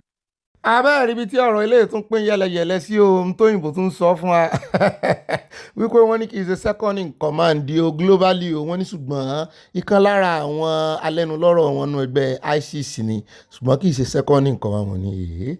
Ṣé ọ̀rọ̀ tí bàbá Fẹ́mi Fálànà wá sọ ní ìsìn ṣé kò mọ̀ ṣe Trump gan-an táwọn wo ló ń brief náà ó dáa bóyá òun ló sì correct bóyá ní iná bóyá kò yá bóyá third in command ni bóyá fifth ni wọ́n sà ní olórí ni ó dáa ká mọ̀ retí ìgbà tán pa olórí wọn gangan àbí wọ́n sà lò lórí ká mọ̀ retí ìgbà tán pa. ó dá ẹ̀ka àbọ̀ padà ẹja wa lọ sọ́dọ̀ bàbá kan tán náà ti ṣe Bọ̀dájídé Òtítọ́jú náà sì sọ̀rọ̀ lórí rẹ̀ o ṣùgbọ́n a lè mọ́ lò ti Bọ̀dájídé Òtítọ́jú ẹja sáré lò ti Bọ̀dájídé Òtítọ́jú kẹ́ ẹ bá ń já ti máà tó ti ṣe DSS rim náà ẹ bá ń já ti ẹ̀ sí bá a bá dé ká kó gojá lórí ọ̀rọ̀ wọn. This cooperation with the Americans, what we have seen with the Abu Bilal al-Minuki, it shows that there is great potential if we choose to work together. And the Americans, they don't mind, they don't spare any expense to take out an individual that they know is dangerous and notorious in terms of taking people's lives through terrorism.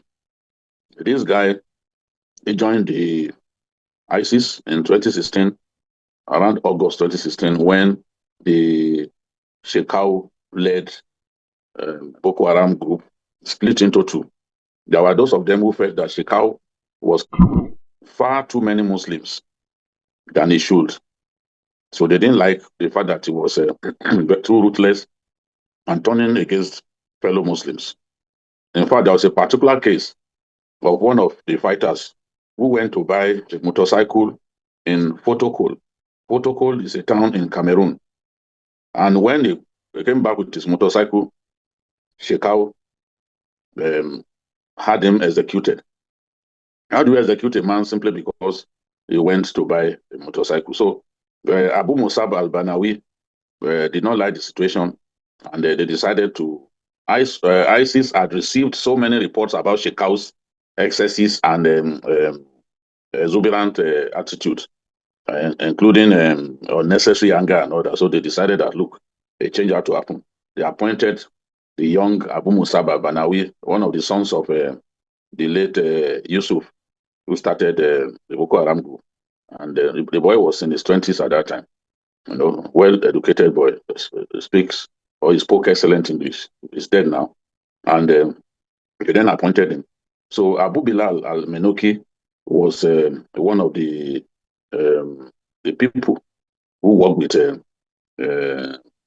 Abu Musab al-Banawi at that time. And Mama Noor, who was like a father figure to them, a member of the terrorist group, member of that faction of the terrorist group. Over the years, he grew in reputation, effectiveness, and ISIS eventually were giving him responsibilities to do. His duty was to coordinate ISIS operations in North Africa and the entire West Africa and the Sahel. So he's a big fish. The Americans know all the big terrorists. Remember when the our DSS arrested two of the Lakurawa leaders? America congratulated the DSS for defeat because those two guys were already part of the terrorists that they were looking for, that they had declared wanted. So it shows that if we work together and we demonstrate operational and strategic competence, we plan operations meticulously, no matter how complex, success will come our way. This was an intelligence-driven operation, and the cooperation between the Nigerian side and the US side helped us achieve capability and operational coordination, leading to the of Abu Bilal al-Menoki. He was said to be one of those who coordinated the Dabchiges kidnapping, in 2018, through which the Islamic State made a lot of money. And thankfully, a good number of his lieutenants in his highly fortified camp were eliminated in the process. The Americans had conducted so many aerial surveillance operations in the last 6 months. And one would naturally expect that they will be able to get a lot of information about the movement of these terrorists and how to deal a blow on them. So it helps us in a way because this will definitely disrupt their command and control architecture, knowing that the leader of the group in this part of the world has been eliminated because they were already gaining some ascendancy, gaining capabilities that we didn't know with them. The ability to fight in the night. They were now attacking our troops in the night using vehicle-borne IEDs and using drones fitted with weapons. Boko Haram or Islamic State of West Africa were not known to use drones fitted with weapons until recently. And it points to the increasing capability of this terrorist group, given the support that they are getting from the Islamic State and given the coordination that people like Abu Bilal al-Menoki were making possible. sẹ́yìn náà ti gbọ́n tí bọ̀dà Jídé sọ, àlàyé wọn tún yé mi lẹ́kùnrẹ́rẹ́. Ó jọ bẹ́ẹ̀ ni pé àwọn ní intelligence nípa kìíní tóyìnbó gan ò ní òyìnbó tó wá ń sọ̀rọ̀ bí tí ò ní o. Ẹ wo bó ṣe fún wa ní gbogbo biography rẹ̀. Ẹ tí wọ́n á gbọ́ bí tán ni wọ́n ti ń rí weapon Islamic State. Ṣé ẹ rí mùsùlùmí ẹ̀ ń láti dúró déédéé o. Kẹ́ ẹ jẹ́ àjọ fọwọ́sowọ́pọ̀ ká bá àwọn wèrè wí. Gbogbo ìjà àyín kan ni wọ́n kàn lórúkọ yín ni ó ti kọjá bẹ́ẹ̀ o. Ó ti kọjá bẹ́ẹ̀ o. Ó dà àwọn ọmọ sọ ti a ò ṣùgbọ́n tí Bọ̀dájídé sọ ìtorí ẹ̀ ni mo ṣe fẹ́ ká lo fọ́nrán wọn. Mo fẹ́ kọ́kọ́ yọwọ́ kí là ń kó wọn kúrò láwọ̀ tẹ́lẹ̀ ṣùgbọ́n wọ́n ní a deep background into gbogbo àwọn ìṣẹ̀lẹ̀ yìí. Journalist náà ògbóǹtarìgì sí ni wọ́n nínú iṣẹ́ ìròyìn. Aya ní ọ̀gá mi tó tiẹ̀ wá dùn mọ́ òun jù ni wípé wọ́n tún pa àwọn 60 míì pẹ̀lú rẹ̀ 60. Mo ní The tone and the language used by President Trump shows respect to our military, and it has also shown that our military has also gained a level of respectability in the global reckoning, and that is they are acting like equals, not subordinates. You know, these have a great impact because this particular operation is a major leap, you know, for our counterterrorism efforts. And then when you look at it, I think with the this has been said a lot of times. Remember, after the bombing of Sokoto, it was one that many people were worried and saying, "Oh, well, what next? Why not bomb Sambisa Forest?" You know. But at that time, we mentioned it that the joint U.S.-Nigeria operation was actually mapping the area. They were mapping the Lake Chad. And then, of course, they know about this particular individual that was there because he is basically responsible for the movement of cash, the movement of drone technology, the administrative head of ISIS that has moved from Levant all the way to Africa. So getting him out, the impact is very great. And I think we have to say kudos to our military. They quickly replace leaders. I think we've seen that with Boko Haram. You know, but with this particular strike, I expect that they should do follow-up strikes, you know, follow-up strikes, and then, of course, make sure that they decimate them further before they regroup. Because, you know, these groups, they are very, very itinerant, and then anything happens to them, they scatter, and then they regroup, you know, just like what happened in Sokoto. So consequent strikes, you know, will at least scatter them, and then, of course, maybe make them to run out of Nigeria. Orí àwọn ẹja fìmọ̀ bẹ́ẹ̀ ní ti àwo olúfìmọ̀ yàtọ̀ sí identity falsehood àti falsification tó máa ń lò wọ́n ní wọ́n máa tètè regroup padà nítorí pé àwọn ìka pé èèyàn kú sí kí olórí tó kú wọ́n ti ní ẹni tí wọ́n máa fi ṣe gbákejì ẹ̀ ṣùgbọ́n inú mi dùn jẹ́ pé lára àwọn tán ní ó yẹ kán mú asọ̀mọ̀gbé rẹ̀ wọn ló ti pẹ́ tán ti ń ṣiṣẹ́ yìí o tán ti ń sọ wọn ẹ sì mọ̀ pé tán yẹn máa ń sọ yẹn ẹni tán ń sọ kì í gbọ́n tó ẹni tó yí ó ń sọ yẹn so gbogbo àwọn tó yẹ kó replace ní ìsìn gẹ́gẹ́ bá a ṣe ń gbọ́ wọn ní gbogbo wọn náà ti mú balẹ̀ ẹni tán bá wá máa fi sípò lórí ní ìsìn wọn láwọn gbẹ̀wù dání wọn sì lè lọ gbé èèyàn wá láti ta tí yóò mójú ẹ̀ so nídìí èyí ẹ̀kan wọn bá wa dáná yá wọn bẹ́ẹ̀ náà ni ṣé wá gbogbo àwọn tó ti wọnú bọ́dà díẹ̀ tí wọ́n ti wà nù gbòòrò Nàìjíríà ẹ jọ̀ọ́ o ìyẹn gangan ṣe kókó torí ní ìsìn báyìí wọ́n á fẹ́ fòrò yàrá wọ́n á fẹ́ tún ṣe tó máa múnú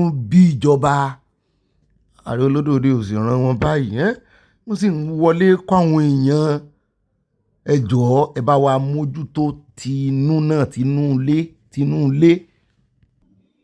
Ó dẹ̀ mọ́ bínú àfẹ́ lójú apẹ́ díẹ̀ ń bẹ ẹjá wá tẹ̀ wájú ẹjá wá lọ sí ọ̀dọ̀ Punch News níbi tán ti já wa sí wípé àwọn ti mọ ìdí tí ààrẹ olódòdó fi dá security homeland sílẹ̀ o mo ní kí ni ìdí o wọ́n ní the real reason Tinubu appointed homeland security adviser rèé o wọ́n ní Bọ́lá Tinubu Punch ló níròyìn o recent appointment of the first ever special adviser on homeland security was driven by pressure from service and intelligence chiefs over what they described and consider as national security advisers' offices overreach. Wọ́n láṣẹ ju inú rìbàdùn pọ̀. Multiple presidency and security sources familiar with the appointment and the circumstances surrounding it told Punch correspondent that the move was triggered by a combination of professional friction between the NSA Noribadu and the heads of the armed forces and intelligence community, concerns about the quality of the analysis reaching. Àwọn èèyàn gba ti Ribadu nìyẹn o. Ta ló gba títí ẹ̀ tán, ta ló fi lówó ara gba tẹ̀ bí ìbá sọ lódò rẹ̀ àmọ́ tán rí nínú ẹ̀tàn fi sáàbù. Àmọ́ tán rí, wọ́n ti pariwo léèyàn lórí. Mẹ́tawálé náà wọ́n ti pariwo. A senior presidency náà ló sọ fún àwọn wípé the dissatisfaction within the security establishment had been building for months and was beginning to erode the cohesion of the national security architecture. Wọ́n fẹ́ bára wọn ṣe mọ́, àwọn military intelligence wọ́n fẹ́ mọ́ share information pẹ̀lú Ribadu wọn. Wọ́n ní the source said the truth of the matter is that the service chiefs, ìyẹn àwọn olórí ogun lẹ̀ torí ojú òfurufú àti torí omi àti CDS tó jọ̀gá gbogbo wọn àti even minister of defence fúnra wọn. Wọ́n ní wọ́n sọ wípé and the intelligence community are not happy with Ribadu. He is getting involved in operational matters that should be totally out of his purview. Wọ́n ní ó ń tọwọ́ bọ̀ tí ò yẹ kó tọwọ́ bọ̀ tí ó kàn ní ń dá sí. What is the job of a national security adviser? Ní kàn án là.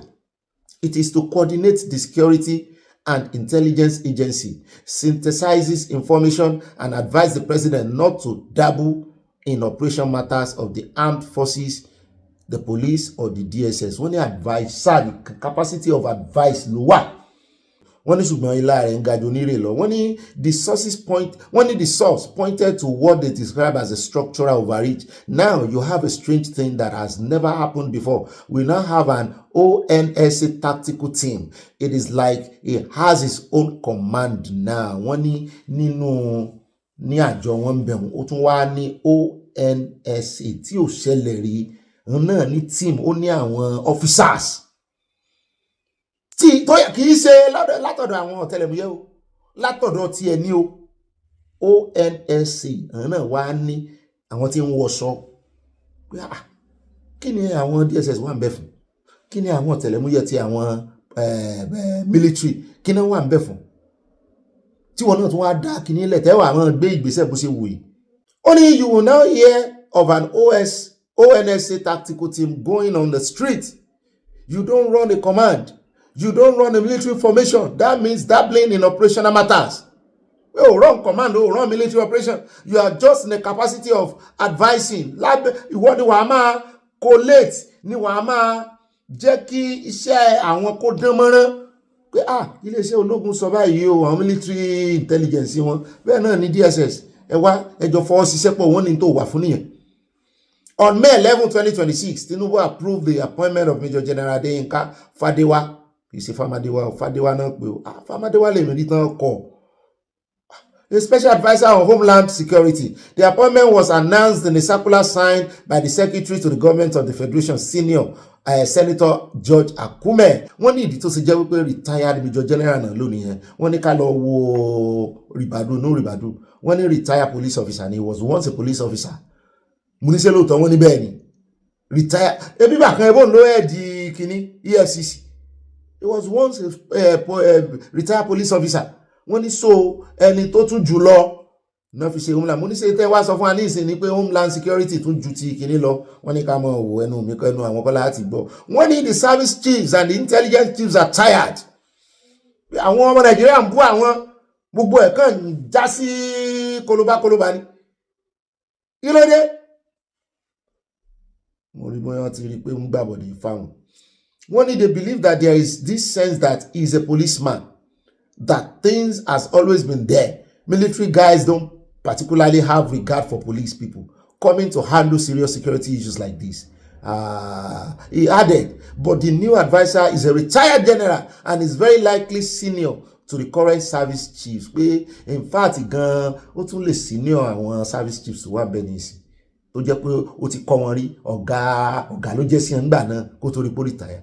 You know, in the military, it's about seniority. Bẹ́ẹ̀ ni wọ́n máa fún ní regard yẹn. So the kind of influence and regard that this one will command with the security chiefs will be different. Ó ti yé mi, wọ́n ti yọ ọwọ́ kílà nǹkan Ribadu yẹn, wọ́n ti yọ wọ́n ti ẹni dá lóhùn kó mọ̀ dá ṣe ONSA tactical team ẹ̀. So he may not be getting the full and most objective fact, analysis or appraisal of the situation. Maybe a fresh perspective will help. Hey, another thing is that the president also needs a new, fresh perspective. Okay. Wọ́n fẹ́ lè kó ń bẹ̀ torí àríyànjiyàn tó lè dà á lẹ̀. Àwọn ará Haúsá ti ń sọ pé wọ́n ń lé àwọn. Ọmọ Yorùbá tún ni bàbá Fádéwá. So okay, wọ́n ti retire rẹ̀ tactically. Ẹ ṣé o, iléeṣẹ́ Punch o, ó rẹ̀ ẹja tẹ̀wájú o, ẹja wá yà ní ọ̀dọ̀ bọ̀dà Jídé Òtítọ́jú lórí ọ̀rọ̀ ti ká tó lọ sọ́dọ̀ méjì náà ló kù, á yà lọ́dọ̀ bọ̀dà Délé Fárótìmí, ṣùgbọ́n ẹja kọ́kọ́ yà lọ́dọ̀ bọ̀dà Jídé Òtítọ́jú lórí ọ̀rọ̀ ti Fubara tán sọ wípé Wike ti kán yẹ, ó ti kán gbogbo ìyapa ẹ̀, ó ti sọdẹ̀dùn arinlẹ̀, kò lè gbèrí mọ́. Àtẹ̀pá ogun èṣù gbogbo, ogun èṣù làwọn òpẹ́dà ti ń pariwo méṣù lórí o. Ogun Sátánì gbogbo, àtẹ̀pá ogun èṣù gbogbo àti wọ́n kọ́ nígbà náà nù. Wọ́n ní wọ́n ti gba kádàrà, wọ́n ti lo kádàrà Fubara. Ẹ bá ń tẹ̀sí ẹja gbọ́rọ̀ lẹ́nu wọn. Fubara stands alone. There is not one person known to be loyal to him that was cleared to contest any of those elective positions. There is not one person. So now we have the primaries. The primaries have been held, and as you would have expected, Wike's men in the House of Assembly, they sailed through. Their speaker is being elevated now to the House of Reps. He has sailed through unopposed to go and take the seat that was occupied by Honorable Chinda, whom Wike has picked now to contest the primary election against the governor. As I've said earlier, Kelly George will also contest the primary election. But given the situation on ground, either of those two guys would defeat Fubara, because this is a contest between party men and women. It is how strong you are within the party that will determine how well you do in the primary election. And you have to be popular within the party structures for you to be able to make any headway. Today we are discussing the APC. By the time we discuss the PDP in Rivers State, it will be the same situation. It is Wike's people who will again carry the day because he had planned for a day like this. When the registration of political party members kicked off, he went to his state and organized to have so many party members, both in APC and PDP, take part in the registration. And we are seeing the results. As I've said earlier, in politics, sometimes it's risky to rule anything out or rule anything in. But if we are to go by what is going on now, Fubara has been effectively shut out of it's been rendered impotent within the APC, and is literally stripped naked because all of his supporters who wanted to contest elective positions were disqualified. So he is literally on his own. Yeah. So how he survives this situation, given that it is even too late to join another political party, how he survives this situation is a question whose answer will come in the fullness of time. But Wike has completely hijacked both the APC and the PDP, and we are seeing his aspirants, his anointed aspirants winning the primary elections in the APC in his state. So we are eagerly waiting for the PDP primaries for the House of Reps, where again he has positioned his people. So it's a complete overrun of both political parties by the FCT minister, and it's calculated to put Fubara in the limbo politically.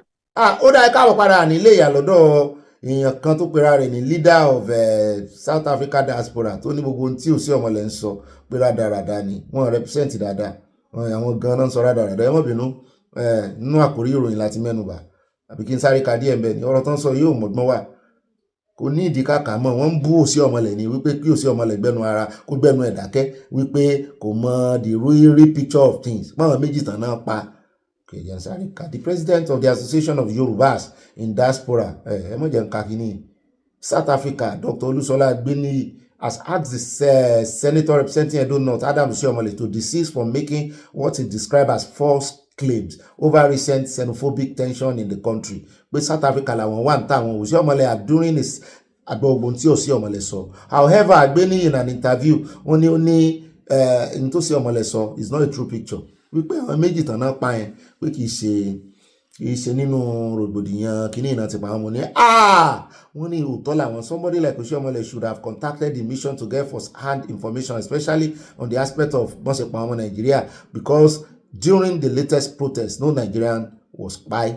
Only there is so much misinformation on social media. What we must desist from is relying on it. There are a lot of impression.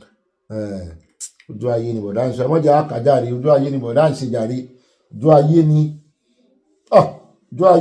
wọ́n lárí ń tán fi ojú àwọn ọmọ kí ló wá mú Ghana tán rè kó over 300 and something ọmọ wọn kó ń bẹ̀ kí ló mú Ghana burúkú lẹ́ni ẹ jẹ́ á lọ sọ́rọ̀ bọ̀dà Délé Fárótìmí náà láàfi káàdì gbogbo rẹ̀ ńlẹ̀ asọ́kù ọ̀rọ̀ wọn tá a kàn rọra fi tọyín lẹ́nu wò lánàá òun ni a fẹ́ sọ ní ìsìn gbogbo tí bọ̀dá ẹ̀ rí tí wọ́n fi wá ń pariwo tán fi ń sọ wípé ọmọ Nàìjíríà kán rè gbọ́n voters card yẹn tó bá ní kán rè ìdìbò kán rè ìjọ yẹn gbé òṣèlú mu ní bọ̀dà Délé wọ́n ní kí n fọ́n lọ́rọ̀ sọ idea yín wà brilliant ó wà beautiful in fact ọlọ́gbọ́n dorí ẹja mú ní ṣùgbọ́n ibi tẹ́ ń lo ọgbọ́n yín sí waste ìlàgùn yín lórí Nàìjíríà ní àwọn Nàìjíríà ṣé wọ́n fẹ́ lọ darapọ̀ máwọn tọ́ọ̀gì ní níṣì ó ti late gbogbo tẹ́ ń sọ yìí kéèyàn kó tún bẹ̀rẹ̀ ní ó dàbí kéèyàn kọ́lé dérúfìn kó wá dẹ̀gbẹ́ kó ṣe wà máa wá irin kó fẹ́ máa fi ṣọ́ọ̀kì ẹ̀ lẹ́gbẹ́ ẹ̀gbẹ́ kó lè nàró padà kò possible. If the foundation is faulty, what can the righteous do? Kí olódodo lè ṣe?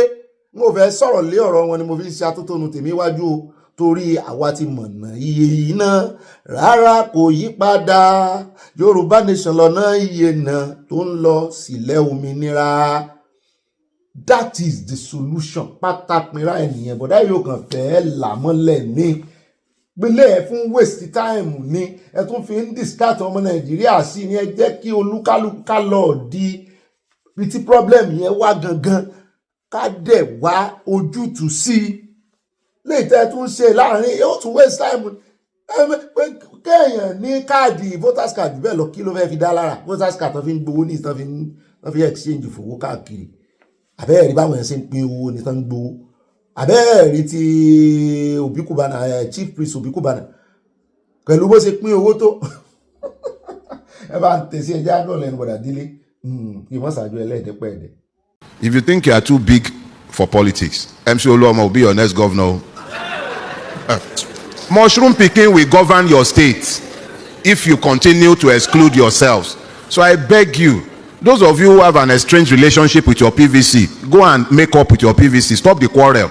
Speak to those in your circle. It doesn't mean that every Nigerian problem will be cured, but at least we can begin the journey to sanity. This coming election is a clash of visions. It's either you want to continue on the old trajectory, keep doing things the way we've been doing it for the last 62 years, or you are interested in traveling in a different direction. That decision is exclusively yours. The Nigerian ruling class is obliged to pretend that we are a democracy every 4 years. So this time around, we have to play the game of pretense again. We are a democracy. So because they say we are a democracy, you have to remember your PVC. When you have your PVC, you have to ignore the lies they will tell you about ethnicity, about religion, all the things that they have used to divide you, whilst they themselves have not been divided. You must of necessity remember each and every one of those things when it is time to take the decision. There are only two ways to change a country, especially this is our own country. We are faced with two choices. Is either the gun or is your PVC. You are going to have to decide which one is going to be. But our current trajectories are unsustainable, and Nigeria will eventually collapse if we kept traveling on the path that we are locked into. So we have a choice. Because of these young ones that I saw earlier on coming to minister to us, because of these little ladies sat with the mom, because of some of us who have children, a lot of us here, we close our eyes and we envision a better future for Nigeria than what we have. But it's not going to happen because we sat still in one corner and we believe that it's none of our business and we became disengaged from the process. 2019, 27 point something million voted out of a voting population of, I believe, 81 million. That meant that only a third voted in that election. When such low numbers participate in the process, it becomes easy to manipulate. It also becomes easy to buy votes. It also becomes easy. I'm told that in this particular neighborhood in 2019, people were prevented from voting. That was because people were not particularly engaged. If sufficient numbers of you were engaged in the process, they will be too scared to come. How many talks do they have? We are more than them. But we can only discover our numbers when we stand, thank you, when we stand our watch. I will stand my watch. That is an active decision. It's not passive. There is nothing passive about watching. They say, sit down, look. Sit down, look is not passive. You have to decide to stay awake to look. So this one that we have been doing since all these years, where we have made victims of ourselves by our refusal to engage with the system, it has to stop. Already in several parts of Nigeria, life is nasty, short, and brutish. I would like to close by bringing something to us, and I thank the survivors who have come up here to share their experiences. I wasn't part of NSAS. When I saw it, even about 2 days ago, on the anniversary, Facebook reminded me. I asked them 2 years ago. I said, "Ndi lazy youth, are you planning a revolution or what? Because this doesn't look like a protest anymore." If we didn't plan a revolution in 2020 and people were murdered senselessly and their humanities are being denied because the state continues to deny what its own panel of inquiry has unanimously agreed happened. Let us be clear, the Lekki panel was exclusively peopled by persons nominated directly by the Lagos state government. I believe there are a total of 7 of them. And out of those 7, about 3 came directly from the Ministry of Justice. 2 of them have become judges after the panel sitting. It was a unanimous decision. It was clear and unambiguous in finding that there was a massacre. So every time you open your mouth, whether you are here or you are online or you see this later on, and you deny that there was a massacre on this, I believe it started at 6:43 p.m. on 2020. As Ayo has already pointed out, it was happening in several other parts of Lagos before that time. But it become a way of life in our country, and human life has ceased to matter to our government. But if it matters to us as individuals, it is time that we took our own lives in our hands. Understand clearly that if Nigeria is going to change, if anything will change for the better, it would be because you decided that it is time to change this country. The ruiners of Nigeria will not change it. They prosper by our pains. So it is up to us. I beg you, I don't want to, I've already telling me time up, but I need to exit with a plea to all of you. If you think you are too big for politics, MC Oluomo will be your next governor. Ó dáa náà lẹ́tí bẹ́ẹ̀ mi ò ní sọ nǹkan mi lè mọ o advice náà ń give ó ti sún wọn ní ó ti sún ní kálukú torí ẹ̀ la ṣe ń sọ pé ẹ jẹ́ a lọ ilẹ̀ òmìnira ẹ wíyá ẹ jẹ́ kárí ilé là ń lọ àgbẹ̀ kan ó roko kó gbàgbé ilé. Ó dáa ìkórìtà tèmi náà ti mọ̀ sí bye sí lórí ìkànnì fún ìròyìn tòní ìdílé aláyọ̀ ọlọ́run ní ìbáyọ̀ wa jẹ́ ẹsẹ̀ ọlọ́bẹ̀sẹ̀ àtàfẹ̀jẹ́ náà akọ ìbínú mo dúpẹ́ lọ́wọ́ yín bẹ́ẹ̀ ṣe ń bá mi fòye gbé inú comment section mo fẹ́ mọ̀ rọwọ́ yín ẹ mọ̀ bá a tẹ̀ mọ̀ bá a pín. God bless you. Ọ̀sẹ̀ ayọ̀ lọ́sẹ̀ yóò jẹ́ fún wa o àní bára ìfọwọ́tì o. I see you tomorrow by God's grace. Ẹ bá a pín ẹ bá a tẹ̀ ṣíà àyà ọ̀rọ̀ kan ọ̀ wá gbé wa débẹ̀. Kí ni tó tún kù tí Dr. Charles Omole fẹ́ sọ fún wa lórí bí Buhari ṣe ṣèjọba gbọ́lànà tán sọ wípé kò wọ́ọ̀tì kí Buhari gan-an kò jẹ́ president. Ó dáa mo kí n káàbọ̀ nínú abala ẹ̀ńbára yìí bí a fọ̀rọ̀ sí lánàá bí tá a sọ dé ibẹ̀ náà láti mú part 2 rere bá mi ó tún ganu sí máìkì. A fẹ́ mọ̀ pé ṣé ó tọ́ sí Buhari láti jẹ president àbí kó ti fi mọ́ ní ológun tó ṣe ń gbà náà tó ti halẹ̀ ó sì wá jẹ́ pé ṣe náà halẹ̀ mọ́ lélẹ̀ tó wá ṣe. Abẹ́rẹ́ gbogbo ohun tí Balogun Eko náà sọ dálẹ̀ ọ̀rọ̀ tí Dr. Charles fẹ́ sọ lónìí nísìnyí yóò tún fi yí dáadáa sí ni ní ti ń lọ nínú àsọ̀rọ̀ àṣírí ni o. I think Buhari would have loved to read this book.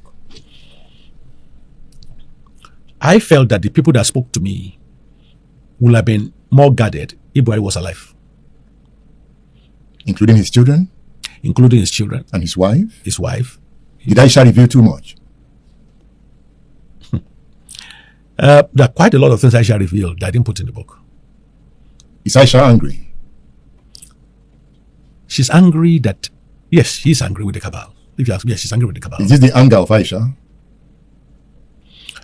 Not particularly. I will explain why. Mo like your below. Our questions in juicy. Either disclosure that I felt were too sensitive for national security, I removed them from the book. That's my own personal choice. I operate the security space. I know Nigeria is a rumor mill. The second set of things I did not include in the book are things that were not corroborated. So even if Aisha said something and nobody I interviewed repeated it, they are not in the book. So whatever Aisha said I included, you can be sure that at least one or two other people said the same thing. So that's what I'm saying. It might be a hanger, but they are not completely unsubstantiated, is what I'm saying. Is Buhari overexposed in this book? Yes. Some of the myth around him is, and that's why a lot of people here online started attacking me. And this is what it just shows the common problem in Nigeria, that in the book, all the claims, I named those who said those things. So rather than, why should the messenger?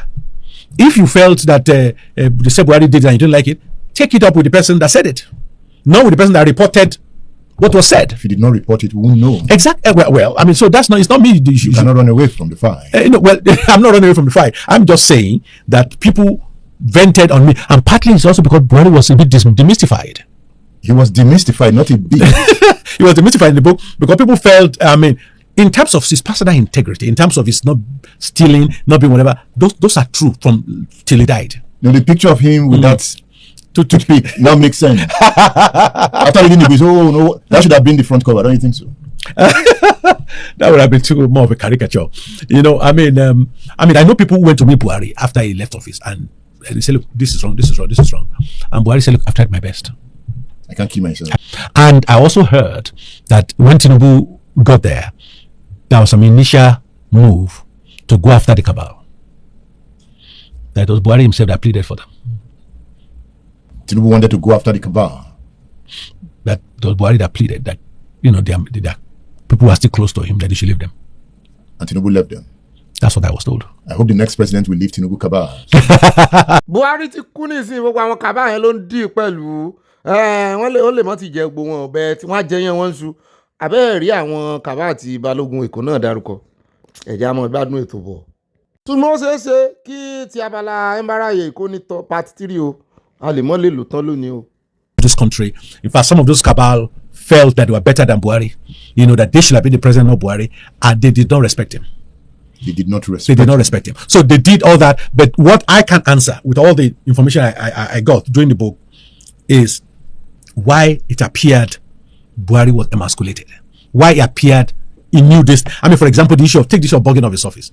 I'll fire everybody that needs to be fired until they find out who's doing it. Are you sure the DSS wasn't bugging his office? they were the sweepers. They sweep. And when they come again, they find devices. Well, it's possible. Anything is possible. I remember a story told to me by Professor Gambari. He said when he first became chief of staff, they took him, DSS people, they took him to his office as chief of staff and said, okay, this telephone, don't use it for any sensitive discussion because, different people can listen to the conversation. We can't guarantee it. They now put another phone on his desk, but this phone is secure. We are the only one that listens to it. You got the joke. That phone is secure. We are the only one that listens to it. So it's, of course, everybody knows in the villa, even the cleaner are DSS staff. Everybody's there at DSS. There's nobody that's not DSS in the villa. Even the cleaner? Even the cleaner is DSS. So it's not a place. So the president has no secret? Absolutely no secret. No privacy in the villa? The only way a president can have privacy in the villa is for him to set up a structure outside the formal state system that will guarantee that certain tasks are done. What kind of structure are you looking at? Structure that doesn't sit in any of the recognized state security apparatus, for example. You have a special team that you created and empower to do certain security tasks for you. Like the Cubans Maduro had? Yeah. I mean, something like that. But so I mean, that's only you as a president, and maybe one other person we know about. So even if I'm sleeping, somebody's watching me. There are people that I don't know how much to say, but there are people that are doing something in that ilk for this government. I tell people that you underestimate Tinubu to your peril. Mentally, Tinubu is the smartest president we've ever had. I'm talking of, if you're looking at this since 1999, he's the smartest. I'm not his doctors, I don't know about his physical strength or whatever, but in terms of mental, strategizing and mental agility, you give it to Tinubu. He's a master chess player, metaphorically. So you estimate him to your peril. The guy is smart. But we are poorer. Maybe for a season. You know, in change management, there is, if you draw a change management curve, there is a dip called performance dip in change management. So if people are doing certain work with a particular system that's not efficient, and you introduce a new system, you must be ready that their performance will dip for a period. While they are getting accustomed to the new system, getting versed in the new system, then the performance will now outstrip the previous performance. But a lot of people judge that change management program during the performance dip. So the renewed hope agenda is still hopeful. Definitely. We are going through a period of performance dip. But by the time everything is properly consolidated, I'm sure Nigerians will see the benefit of it. But two things I think this government needs to focus on. Please, solve the issue of security. Call the people that know what to do. There are solutions. Don't let anyone there are solutions. And number two, improve your strategic communication. And on that issue of strategic communication, they are getting better at it. Because when was it?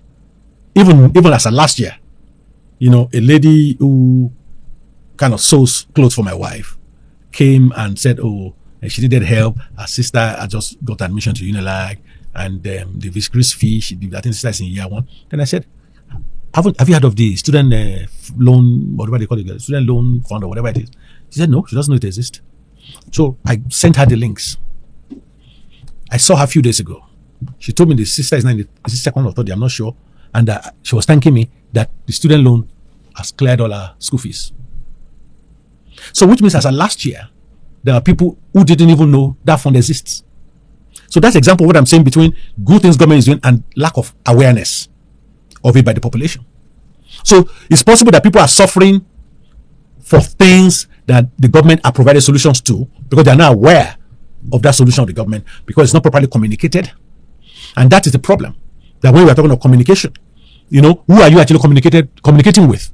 You're talking about this city boy movement, for example. I'm certain if you go and check all this city boy movement stuff, 70% of them may not have a voter's card. And in terms of people that vote, they are not the ones that bring out the vote. What are we doing to move people in the rural areas where the masses of Nigerians are? What are you doing to sensitize them? Are you a member of APC? No, I'm not a member of any party. Do you plan to be one at some point? Never say never, but I've never joined any party since I've been able to vote. I've never joined any political party here in Nigeria, and I don't intend to, because I don't see why that is necessary. I can contribute my quota as a Nigerian, you know, without necessarily doing it as a party, a member of any particular political party. And more importantly, because party politics in Nigeria are not ideologically framed. So I can't say I would join, because when you look at people in APC, you find that half of them were in PDP a few years back. You look at people in PDP, you know, half of them were in APC, you know. So it just shows you that parties are just vehicles. And since I am not interested in elective political posts, I will never run for any elective political post. I'm not interested. You will never run? No. That is a settled thing. I will never run. So because I'm not interested in that, I don't need the vehicle of a party. But to contribute my quota to my country, to the country I love, I can do that without being a member of any political party. Kódà ibi láfi àdàgbà ètò ọ̀rọ̀ sí lónìí ó kú part 3 kékeré ṣe pé ní báyìí ló kù ṣùgbọ́n àní lò lónìí àṣírí bẹ́ẹ̀ ó ń bẹ́ẹ̀ níbi tó wà ó Aso Rock mo sì ń visualize nínú ìran mi báyìí, mo ń visualize, mo ń wo irú wàhálà, irú dààmúdààbò, mo ń wo tí ìṣòro tààrẹ Tinubu tó ń pass through. Ṣùgbọ́n wọ́n ti sọ fún àwọn ní the smartest president tí Nigeria ever have náà láàrẹ olódò dẹ̀.